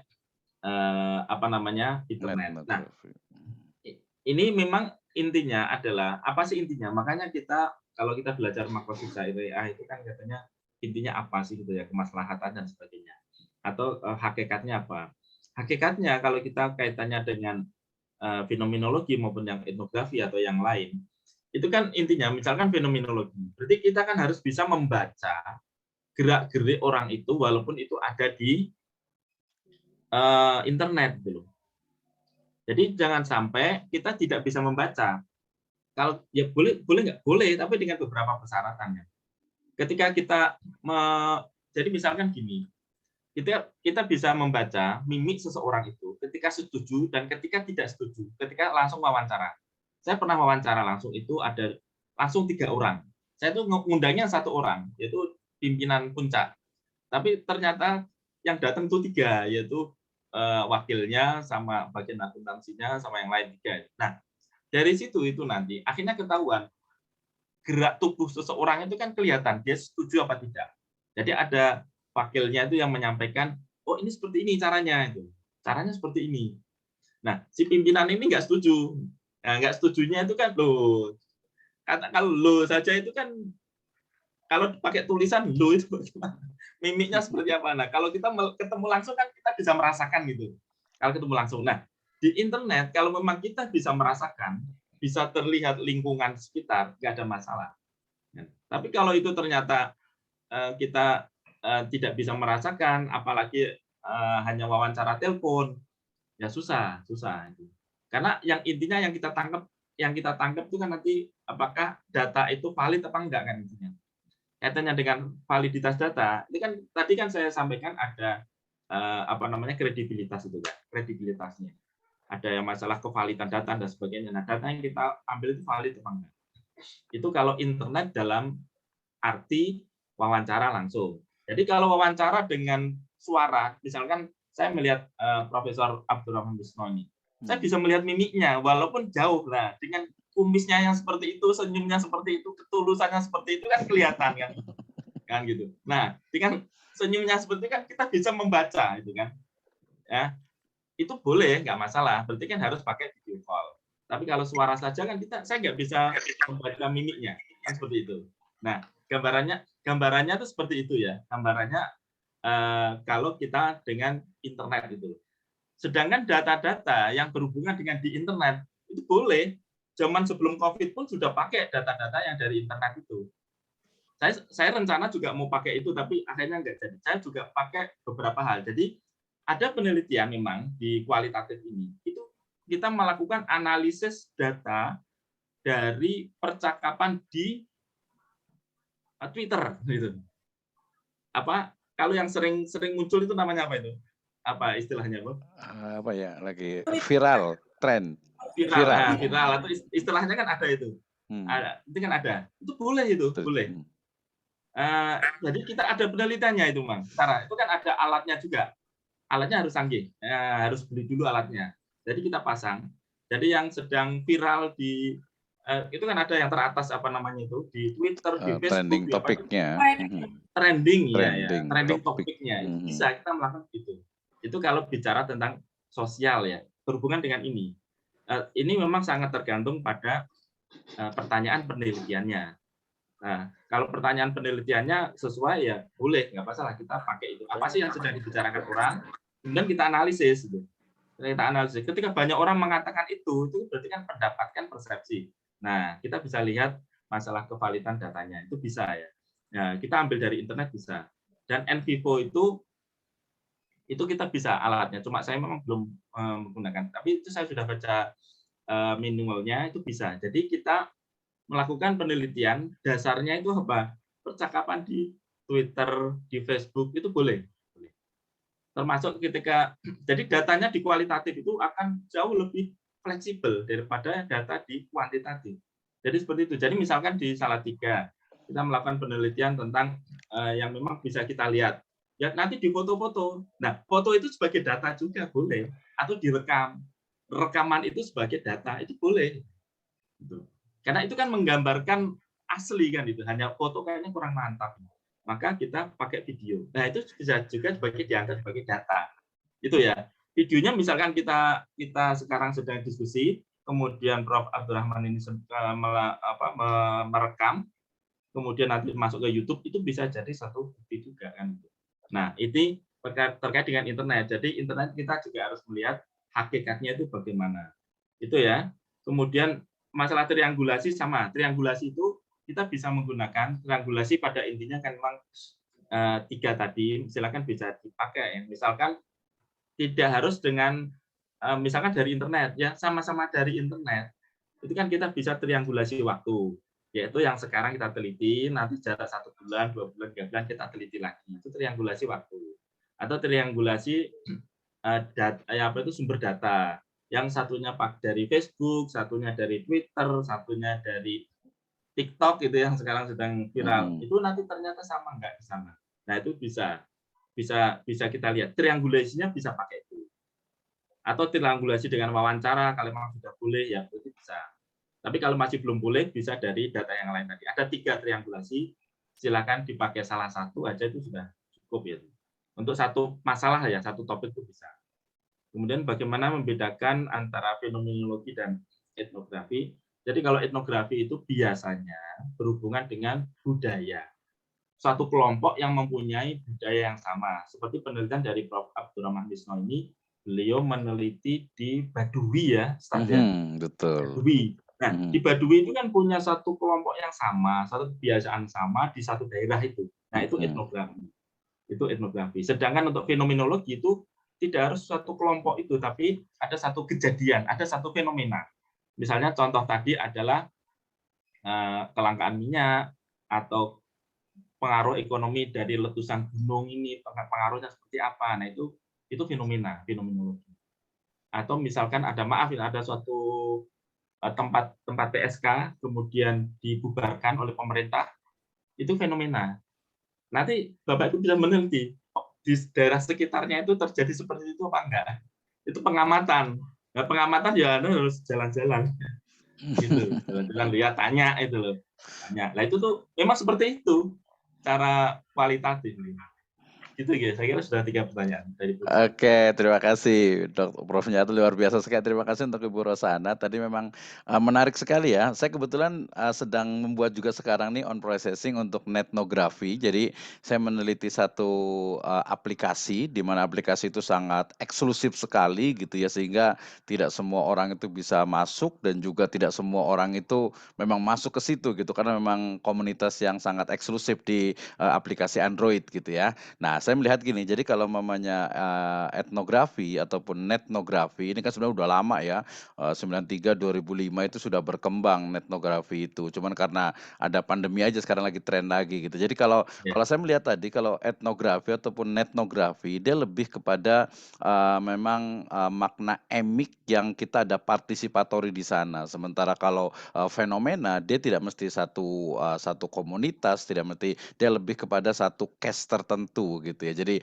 fenomenologi kemudian nanti mungkin bisa jadi jadinya karena ngambil satu kasus jadinya juga case study juga gitu karena ngambil satu case tertentu. Saya kasih contoh gini mungkin Bu Rosana. Jadi ketika saya mau meneliti tentang tadi sebenarnya kalau etnografi itu dia bukan hanya komunitas tapi juga satu budaya tertentu. Misalnya saya mau meneliti tentang Starbucks misalnya. Jadi saya ingin tahu tentang riset etnografi di Starbucks gitu ya. Maka saya harus datang ke Starbucks, kemudian bagaimana suasana di sana, lantainya, desainnya, interiornya dan sebagainya. Itu etnografi. Tapi kalau fenomenologi mungkin melihat bahwa Starbucks itu menjadi satu fenomena yang menjadi bagian dari lifestyle modern. Nah, itu ya. Tapi tadi udah jelas sekali dari Prof Nyata. Ini ada Pak Riyad nih ingin bertanya gitu karena saya senang sekali dengan ini dengan riset ini gitu. Dengan riset itu kita tahu banyak hal terutama yang banyak orang tidak mengetahuinya. Apalagi tadi fenomenologi dengan etnografi dan netnografi. Tadi idenya Bu Rosana itu adalah netnologi berarti atau netnologi. Jadi fenomenologi internet gitu ya. Jadi case tertentu misalnya tadi saya mau ngomong fenomena dakwah di TikTok misalnya gitu ya. Itu fenomena tuh. Kalau dulu TikTok itu seolah itu hanya joget-joget gitu ya. Sekarang dakwah itu sudah banyak di TikTok itu udah banyak sekali isinya dakwah, isinya nasihat-nasihat dan sebagainya. Oke, semangat keep researching gitu ya. Oke, terima kasih kita ke Pak Riyad nih dari INES Bogor nih. Saya silakan untuk bertanya nih nanti baru saya baca di chat room. Silakan Pak Riyad. Baik, Assalamualaikum warahmatullahi wabarakatuh. Waalaikumsalam Pak warahmatullahi Dr. wabarakatuh. Nyata, Pak Dr. Misno, narasumber yang saya hormati, juga dosen yang saya hormati. Pak, saya dari INAIS, Pak, semester 1 ini baru memulai. Minta tipsnya, Pak, untuk mengenai kualitatif kan yang saya rasakan itu pasti perlu waktu yang lama, Pak ya, kalau kita ingin riset kualitatif, beda dengan kuantitatif gitu. Yang datanya itu bisa diwakilkan ya, terus bisa diolah dengan praktis gitu. Minta kiat-kiat dari Bapak langsung supaya waktu penelitian kita itu enggak terlalu lama yang dimaksud gitu ya. Nyusun kualitatif itu yang pertama, Pak. Yang kedua, bagaimana sebagai kita peneliti itu walaupun boleh subjektif di dalam kualitatif, tapi subjektif penelitian kita itu masih dibaca secara umum lah gitu oleh para pembaca di penelitian kita gitu. Walaupun itu kesannya induktif, subjektif, tapi bukan hanya perasaan kita gitu dalam penelitian itu gitu Pak ya. Terus yang ketiga Pak, masalah fenomenologi nih. Apa ini pikiran saya saja atau menjadi pikiran mustami pada umumnya sekarang nih? Berarti expired atau masa berlaku hasil penelitian ini tergantung kepada topik fenomena itu jadi viral atau tidak ya. Misal kelangkaan minyak goreng. Kalau kita teliti, kenapa minyak goreng ini misal secara kualitas, secara fenomenologi ini teliti. Nah, ketika sudah tidak langka berarti nggak menarik dong fenomena minyak goreng di Starbucks tersebut gitu Pak. Jadi kesannya ini penelitiannya mendalam atau tidak gitu loh. Begitu barangkali Pak Dr. Nyata, Pak Misno, ya. Assalamualaikum. Waalaikumsalam warahmatullahi wabarakatuh. Terima kasih Pak Riyad, luar biasa sekali pertanyaannya, ini sangat kritis dan dinamis gitu ya. Oke, Pak Nyata silakan sebagai pejuang kualitatif nih. Nanti boleh lihat di YouTube itu namanya ada taubat kuantitatif katanya gitu atau hijrah kualitatif katanya. Tapi enggak, kita kan sama ya, baik kuali ataupun kuanti itu kan bagi. Ya Jangan silakan saling nanti menyakiti. sebelum ya kita jawab dulu dari pertanyaan Pak Riyad nanti sebelum Pak Iskandar Chang ya. Mohon bersabar dulu. Silakan Pak Dokter. Sekilas nih. Baik, Silakan. terima kasih. Tips kualitatif perlu waktu yang lama. Jadi dari pengalaman saya itu sebenarnya memang tidak harus waktu yang lama. Jadi saya memang ini tips ya. Jadi memang saya itu memang fokus di semester 1 itu sudah mulai mikir-mikir ya pas ini Pak Riyad ini luar biasa. Ya sekarang ini yang penting adalah menjaga ritmenya, Pak Rida. Menjaga ritme seperti ini, sekarang ini. Sehingga setiap hari itu harus buka laptop untuk memikirkan disertasi. Pasti ada yang terbuang, ada yang salah, tapi tiap hari harus buka. Dan jangan gasnya itu dikurangi. Kemarin tuh saya agak lama itu, maaf nih Prof nih, pemimpin saya nih Pak Gunawan. Saya itu agak mengurangi gas karena kecepatan ya mungkin ya, atau mungkin karena beasiswa ya, atau yang lain ini. Jadi saya tuh ada tugas juga di tempat lain. Jadi saya itu lumayan, saya itu sudah proposal Pak ya, ini Pak lihat untuk saya tahun 2000 setahun lebih, setahun setengah mungkin. Saya sudah ujian proposal. Berarti kan cepat itu, 1,5 tahun. Nah, hanya kemudian saya itu terus mengurangi gas udah karena teman-teman saya itu belum ada yang ujian, kalau ada ya 1 itu aja, 1 2. Sehingga wah saya kok cepat sekali ini. Jadi saya itu menikmati kuliah. Lucu itu. Jadi gasnya saya kurangi, itu ternyata kita mengurangi sebentar itu Pak Riyad. Itu tiba-tiba sudah 6 bulan Pak Riyad. Sudah 1 semester. Loh kok sudah 1? Itu nggak terasa, betul-betul nggak terasa. Jadi setelah kita kurangi dulu, tiba-tiba 1 tahun itu.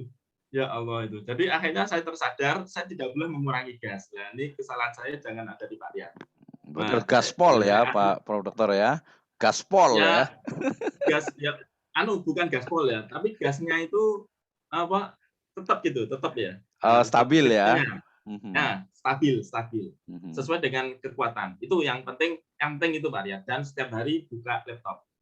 Saya tuh dulu waktu setahun itu memang hampir tiap hari buka laptop. Terus di kampus saya itu di Undip itu ada suatu ruangan yang memang untuk belajar para mahasiswa. Kita namakan kubikal itu, ada kubikal.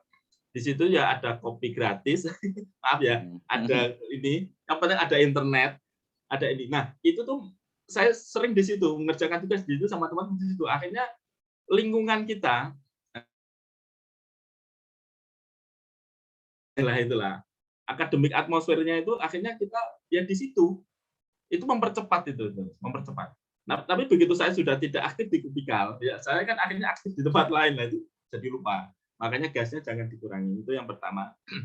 Jangan mengulangi kesalahan. Tapi teman saya yang kualitatif juga 3 tahun juga bisa lulus Pak. 3 tahun. Jadi tergantung. Yang kuantitatif yang lebih dari 5 tahun sekarang juga belum lulus. Jadi artinya itu tidak tergantung pada kuantitatif dan kualitatif, tetapi tergantung pada orangnya. Itu ya. Jadi bukan masalah kualitatif atau kuantitatif, itu pada orangnya. Karena kalau kita melakukan wawancara, cari data, itu selama kita aktif, kita hubungi terus, itu kan kita bisa wawancara. Yang masalahnya adalah kita untuk menghubungi orang itu berat sekali rasanya. Nah, itu yang dihilangkan. Nah, itu sehingga yang lama itu menghubunginya, bukan wawancaranya. Wawancara itu paling 1 jam, 2 jam, gitu kan, beberapa orang itu. Susahnya menghubunginya, cara menghubungi atau ke kita untuk menghubungi itu berat. Nah, itu yang perlu dihilangkan. Udah jalan gitu aja. Bismillah.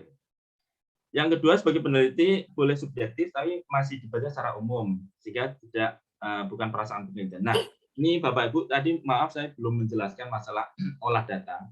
Jadi mohon maaf ini jangan salah sangka, yang namanya subjektif itu bukan berarti seenaknya kita si peneliti, bukan. Jadi memang di fenomenologi itu ada yang namanya bracket gitu, bracket.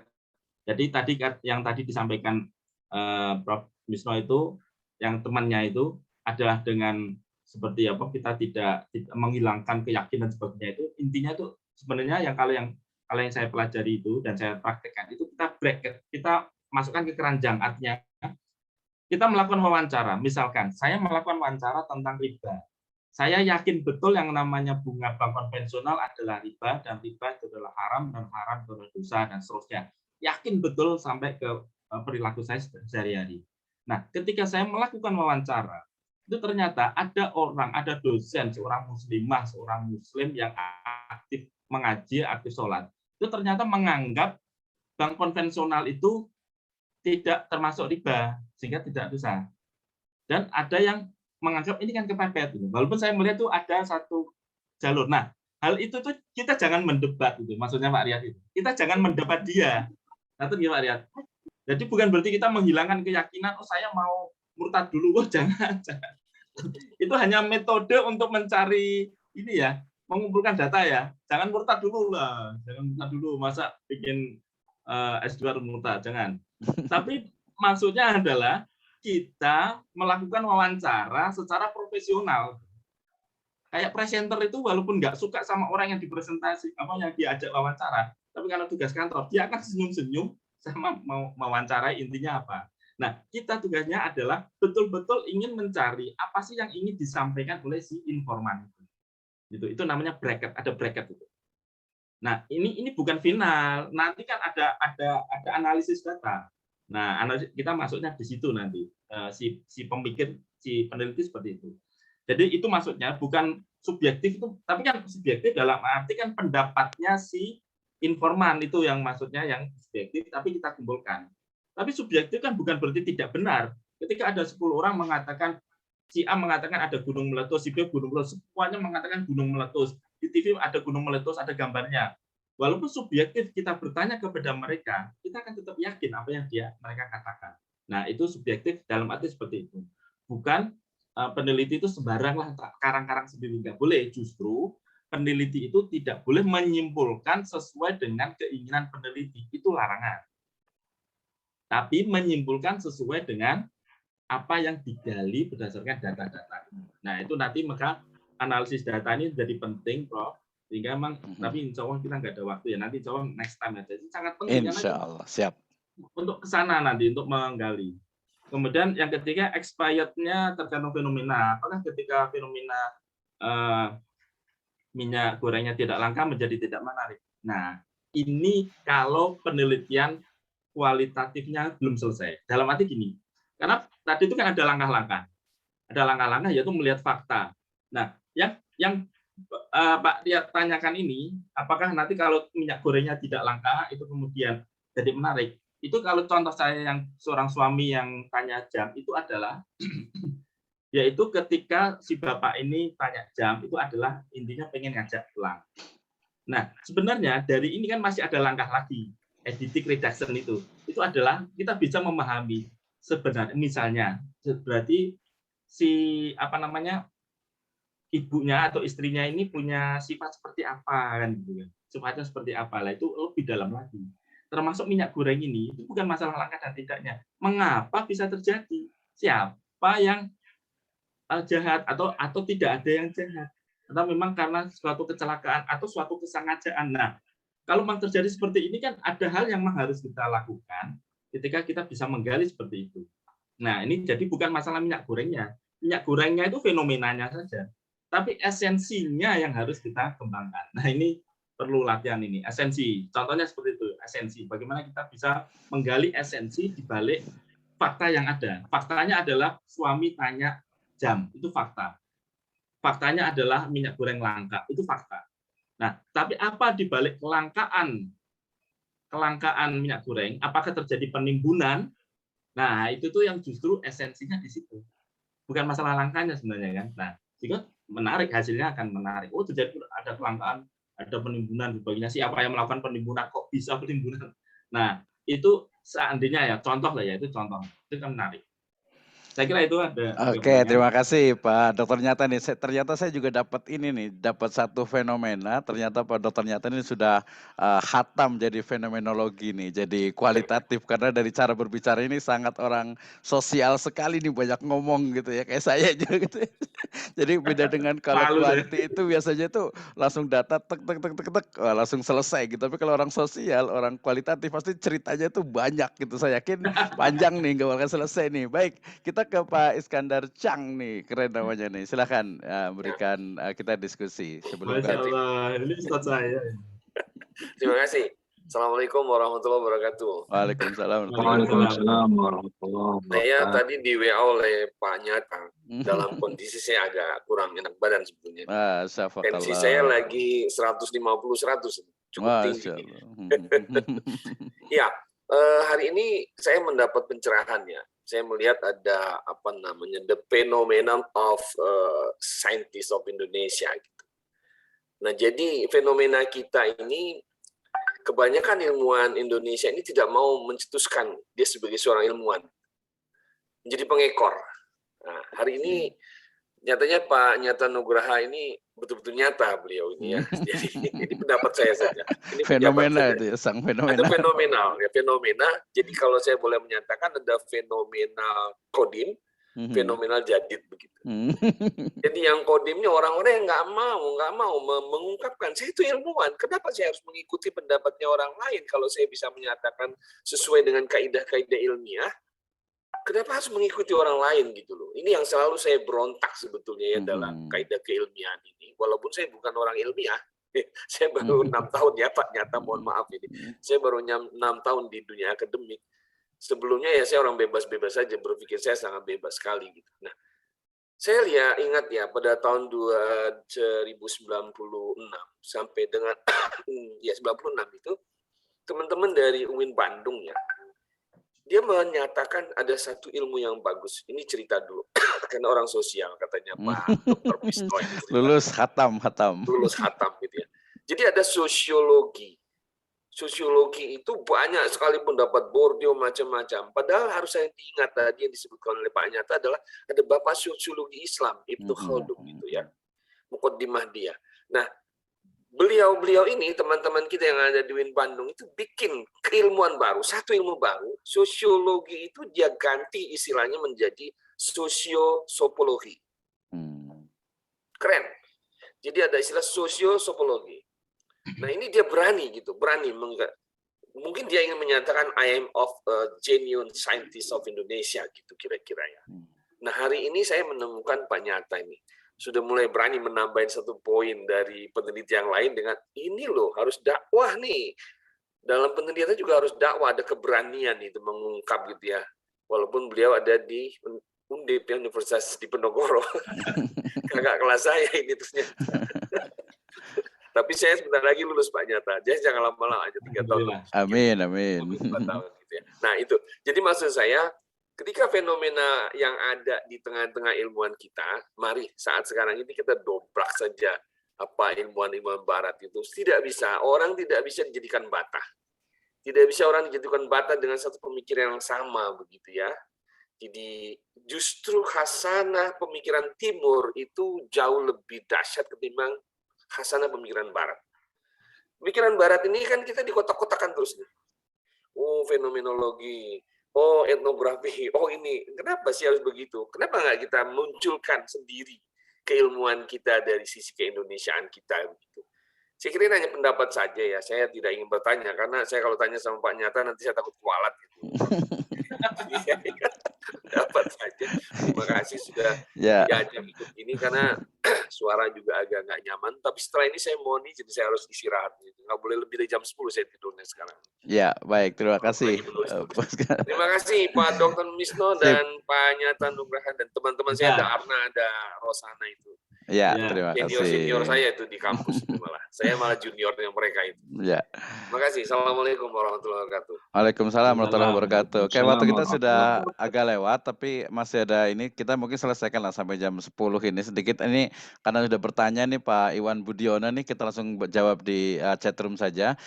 Pertanyaannya adalah terkait dengan matching fund, itu program pendanaan untuk penelitian saat ini sedang banyak program nih, pendekatan kualitas sesuai dengan matching fund. Kira-kira jenis apa Jih, katanya nih, wong Jowo nih. Kira-kira untuk matching fund yang di program kolaboratif dengan program pendanaan dari Kemendikbud sekarang ini, kira-kira apa nih yang menarik nih Pak Dr. Nyata nih? Silakan singkat. Ya, terima kasih. Pak Iwan Budiono itu luar biasa ini, aktivis ini juga aktivis yang luar biasa. Jadi untuk yang matching fund yang penelitian kualitatif itu kadang-kadang kita juga harus melihat siapa reviewernya. Reviewernya juga itu. Jadi kalau memang reviewernya itu masih orang kuantitatif, maka saya menyarankan untuk mix method aja. Menggali eksplorasi dengan kualitatif, sehingga dengan pertanyaan-pertanyaan itu kan muncul hal-hal baru, atau solusi dari penyelesaian itu apa itu dengan metode kualitatif itu. Kemudian berikutnya adalah ada ditambah kuantitatif ya. Kuantitatifnya itu bisa dengan penelitian berikutnya atau bisa dengan membuat suatu barang. Karena matching fund ini kan untuk mengatasi permasalahan di industri ya, kalau salah ya Pak Iwan. Sehingga untuk mengatasi masalah industri itu kan langsung masalahnya apa langsung kita tangani kan gitu. Jangan menggunakan dengan penelitian regresi. Mau pakai apa lagi kalau regresi kan gitu.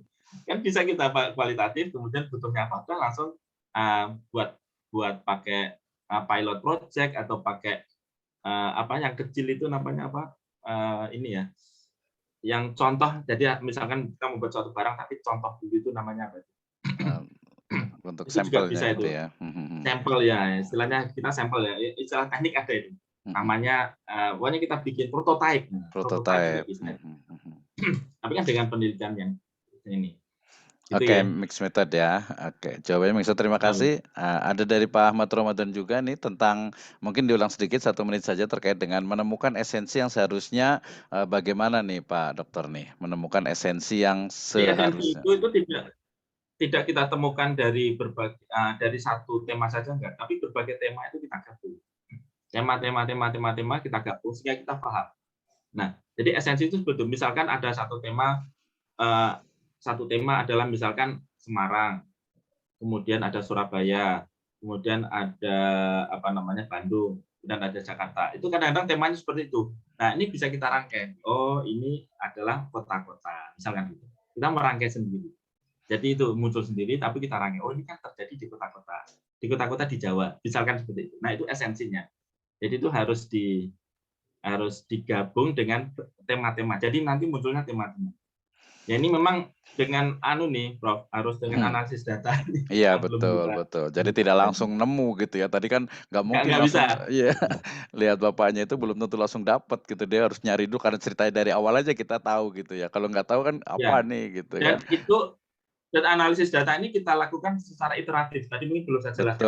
Iteratif pada saat kita melakukan analisis data, suatu saat itu kita harus cari data lagi karena kurang.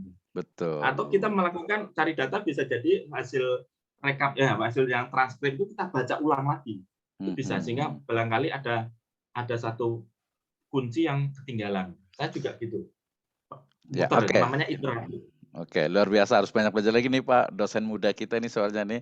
Oke, ke Pak Malik nih terkait ini agak ada istilah yang agak keren ya, hyper post phenomenology. Nah, ini dalam penelitian seperti apa nih Pak Dokter nih? Ada hyper post phenomenology. Silahkan. Ya, ini memang ada satu pendapat peneliti ya ini. Mungkin ini ada membaca satu penelitian. Jadi mana itu hampir sama sebenarnya, yaitu adalah pada tauhid ya. Jadi hyper post phenomenology. Jadi lebih ke tauhid lah itu tauhid. Jadi cara penelitian itu betul-betul pada ke tauhid, langsung merujuk ke tauhid. Jadi ini langsung tidak menggunakan langkah-langkah yang, kalau saya kan masih lumayan ya pakai langkah-langkah saya itu. Kalau yang hyper ini nggak pakai langkah-langkah itu, nggak pakai. Dia punya anu sendiri, punya konsep sendiri. Itu yang hyper phenomenology gitu ya. Oke, berarti nanti banyak belajar lagi nih, banyak istilah-istilah keren gitu ya. Tapi memang ada post, ada hyper, ada over gitu ya banyak. Oke, dari Pak Taufik nih terakhir nih terkait dengan fenomena investasi digital money nih secara syar'i. Ini seperti apa nih? Bisa nggak menggunakan istilahnya fenomenologi gitu? Karena kemarin saya lihat itu di satu YouTube juga MUI sudah melarang kripto gitu ya untuk currency ya, untuk jual beli gitu. Tapi ternyata dan juga investasi juga sebenarnya juga lebih dekat ke haram gitu ya di investasi kripto. Tapi kok banyak banget orang nih ikutan kripto, itu kan satu fenomena. Nah, kira-kira seperti apa nih Pak Dokter nih? Baik, kalau pertanyaannya adalah bagaimana menurut Bapak tentang fenomena invest money digital menurut syar'i. Nah, ini kita tidak perlu menggunakan fenomenologi, kita tanya aja ke UI, sudah selesai. Iya, karena dia menurut syar'inya gitu ya. Kalau fokusnya ke ini Pak Dokter, fokusnya ke kita ingin tahu fenomena investasi kriptonya nih atau digital money-nya, tidak menggunakan syar'inya. Kalau begitu berarti kita tanya ke, misalkan kita tanya ke Indra Kents, itu kita yang ditanya, kita gali. Kalau ke siapa lagi, Dodi siapa itu? Salmanan. Terus kita tanya ke para korban kita tanya. Para korban kita tanya. Nah, itu nanti kita akan menemukan satu hubungan link yang ada itu. Jadi di situ. Tapi kalau masalah syariah apa tidak, ya kita tanya ke MUI. Iya, Tidak perlu, betul. nggak boleh fenomenologi, nggak boleh. Nanti menurut Indra kan kita tanya masalah syar'i, ya boleh dong Pak, saya kan bisnis. Repot nanti. Ya, itu yang namanya ada filter. Kalau masalah syar'i ya kita ke MI. Oke, betul. Jadi ini pertanyaannya nih ya. Jadi pertanyaan itu karena menurut syar'i sih gitu ya. Harusnya sebenarnya yang saya pahami tadi sebenarnya melihat fenomena dari banyaknya masyarakat itu investasi di kripto gitu kan. Nah, seperti apa? Tapi alhamdulillah sudah dijawab dan waktu kita juga sudah habis juga. Sisa 3 menit lagi di saya dan saya juga akan cukupkan dan tidak perlu ada closing remark karena insya Allah kita akan ada ketemu lagi di next webinar berikutnya insya Allah fokus di how to analyze our data ya dalam fenomenologi. Iya. Insya Allah kualitatif gitu. data ya, kualitatif data. Kualitatif data boleh. Berarti siap insya Allah ya Pak ini ya Pak Dokter ya, insya Allah ya. Ya, saya harus menyiapkan dulu itu. Iya betul.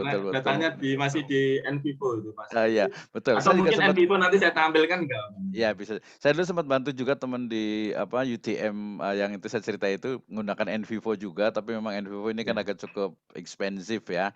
Jadi nggak semuanya orang kecuali kampus besar bisa lah gitu. Kalau kayak saya kemarin terakhir ikut dipakai Atlas.ti untuk untuk analisis netnografi itu juga menarik. Cuman sayangnya Atlas.ti ini dia hanya bisa untuk Twitter saja, belum bisa untuk Facebook dan medsos lainnya. Jadi kalau medsos lainnya kalau pakai netnografi ya pakainya masih manual analisisnya. Tapi ini menarik nih. Jadi ada ide baru yaitu fenomenologi digital berarti itu. Virtual fenomenology berarti Prof ya. Nih. Baik, terima kasih. Mungkin 1 menit lah saya kasih juga untuk closingnya nih biar teman-teman nih semangat nih untuk risetnya. Silahkan Dokter. Baik, terima kasih para mahasiswa di INAIS dan Bapak Ibu semuanya. Jadi untuk penelitian kualitatif, apakah dengan fenomenologi atau yang lain, itu adalah penelitian yang dari sejarah filsafatinya insya Allah nanti bisa kita pertanggungjawabkan ya. Tapi ini tidak murni ya, tapi memang harus ada nilai-nilai Islam. Apakah kuantitatif maupun kualitatif, nilai-nilai Islam, nilai-nilai dakwah itu kita jangan tinggalkan. Dan kualitatif bukan berarti pasti lama, yang cepat juga ada, itu tergantung pada orangnya. Kuantitatif cepat juga enggak juga, yang lama juga ada, yang enggak lulus ya ada. Jadi itu bukan berarti masalah kuantitatif atau kualitatif, tetapi adalah bagaimana si peneliti ini dengan serius konsisten mengikuti penelitian. Dan yang kedua, jangan menyalahkan kuantitatif juga, ya. Jangan juga ini karena ini adalah suatu hal yang metodenya berbeda. Satu dengan metode kualitatif, satu metode kuantitatif. Menurut saya adalah tergantung pertanyaan penelitian. Kita mau tanya apa? Kayak tadi ketika bagaimana cara syar'inya ya, kita nggak usah pakai kualitatif atau kuantitatif, pakainya apa? Tanya aja MUI gitu kan, sehingga terjawab. Jadi bagaimana menjawab penelitian? Kita biasakan pertanyaan penelitian itu dan menjawabnya bagaimana. Kalau pertanyaannya bagaimana terjadinya kelangkaan, nah itu tuh penelitian kualitatif.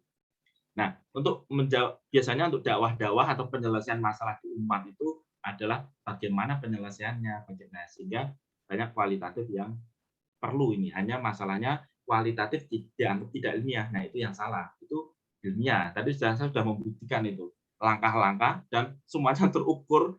Termasuk sekarang mau dicek ini adalah valid apa enggak pertanyaannya, benar enggak itu rekamannya. Oh, saya sudah bisa. Pada menit kesekian pun saya bisa tunjukkan. Nah, itu yang namanya tetap ilmiah, bisa dipertanggungjawabkan. Terima kasih. Baik, terima kasih Dokter atas waktu, kesempatan, dan ilmunya luar biasa sekali. Insya Allah menjadi penyemangat kita untuk terus belajar, untuk terus kuliah, untuk terus internet. Tadi juga ada pesan dari hikmah dari Pak Iskandar Chang juga terkait dengan bagaimana kita sebagai seorang ilmuwan itu ya, we are Muslim gitu ya. Kita sebagai Muslim dan kita memang berdiri di satu pondasi epistemologi, ontologi, sampai ke aksiologinya pun harus Islamic worldview gitu ya. Sehingga saya juga mencoba mengenalkan untuk Islamic Research Approach, di mana pendekatan dengan penelitian Islami ini menjadi satu hal yang penting dalam berbagai bidang ilmu, apalagi nanti menggunakan istilahnya syariah. Demikian, terima kasih Ibu dan Bapak sekalian, terutama the great speaker tonight ya, Bapak Dr. Nyata Nugraha. Terima kasih luar biasa sekali. Jazakallahu khairan. Mudah-mudahan mendapatkan balasan yang terbaik di sisinya. Terima kasih banyak dan alhamdulillah kita kita tutup dengan hamdalah dan doa kafaratul majelis. Alhamdulillahirabbil alamin. Subhanakallahumma bihamdika asyhadu an la ilaha illa anta astaghfiruka wa atubu ilaik. Wassalamualaikum warahmatullahi wabarakatuh. Waalaikumsalam warahmatullahi wabarakatuh. Terima kasih Pak Dokter, terima kasih Pak Sukarna, teman-teman semuanya, luar biasa. Kita ketemu lagi Jumat besok, insya Allah izin ditutup. Terima kasih Pak Dokter, lanjut.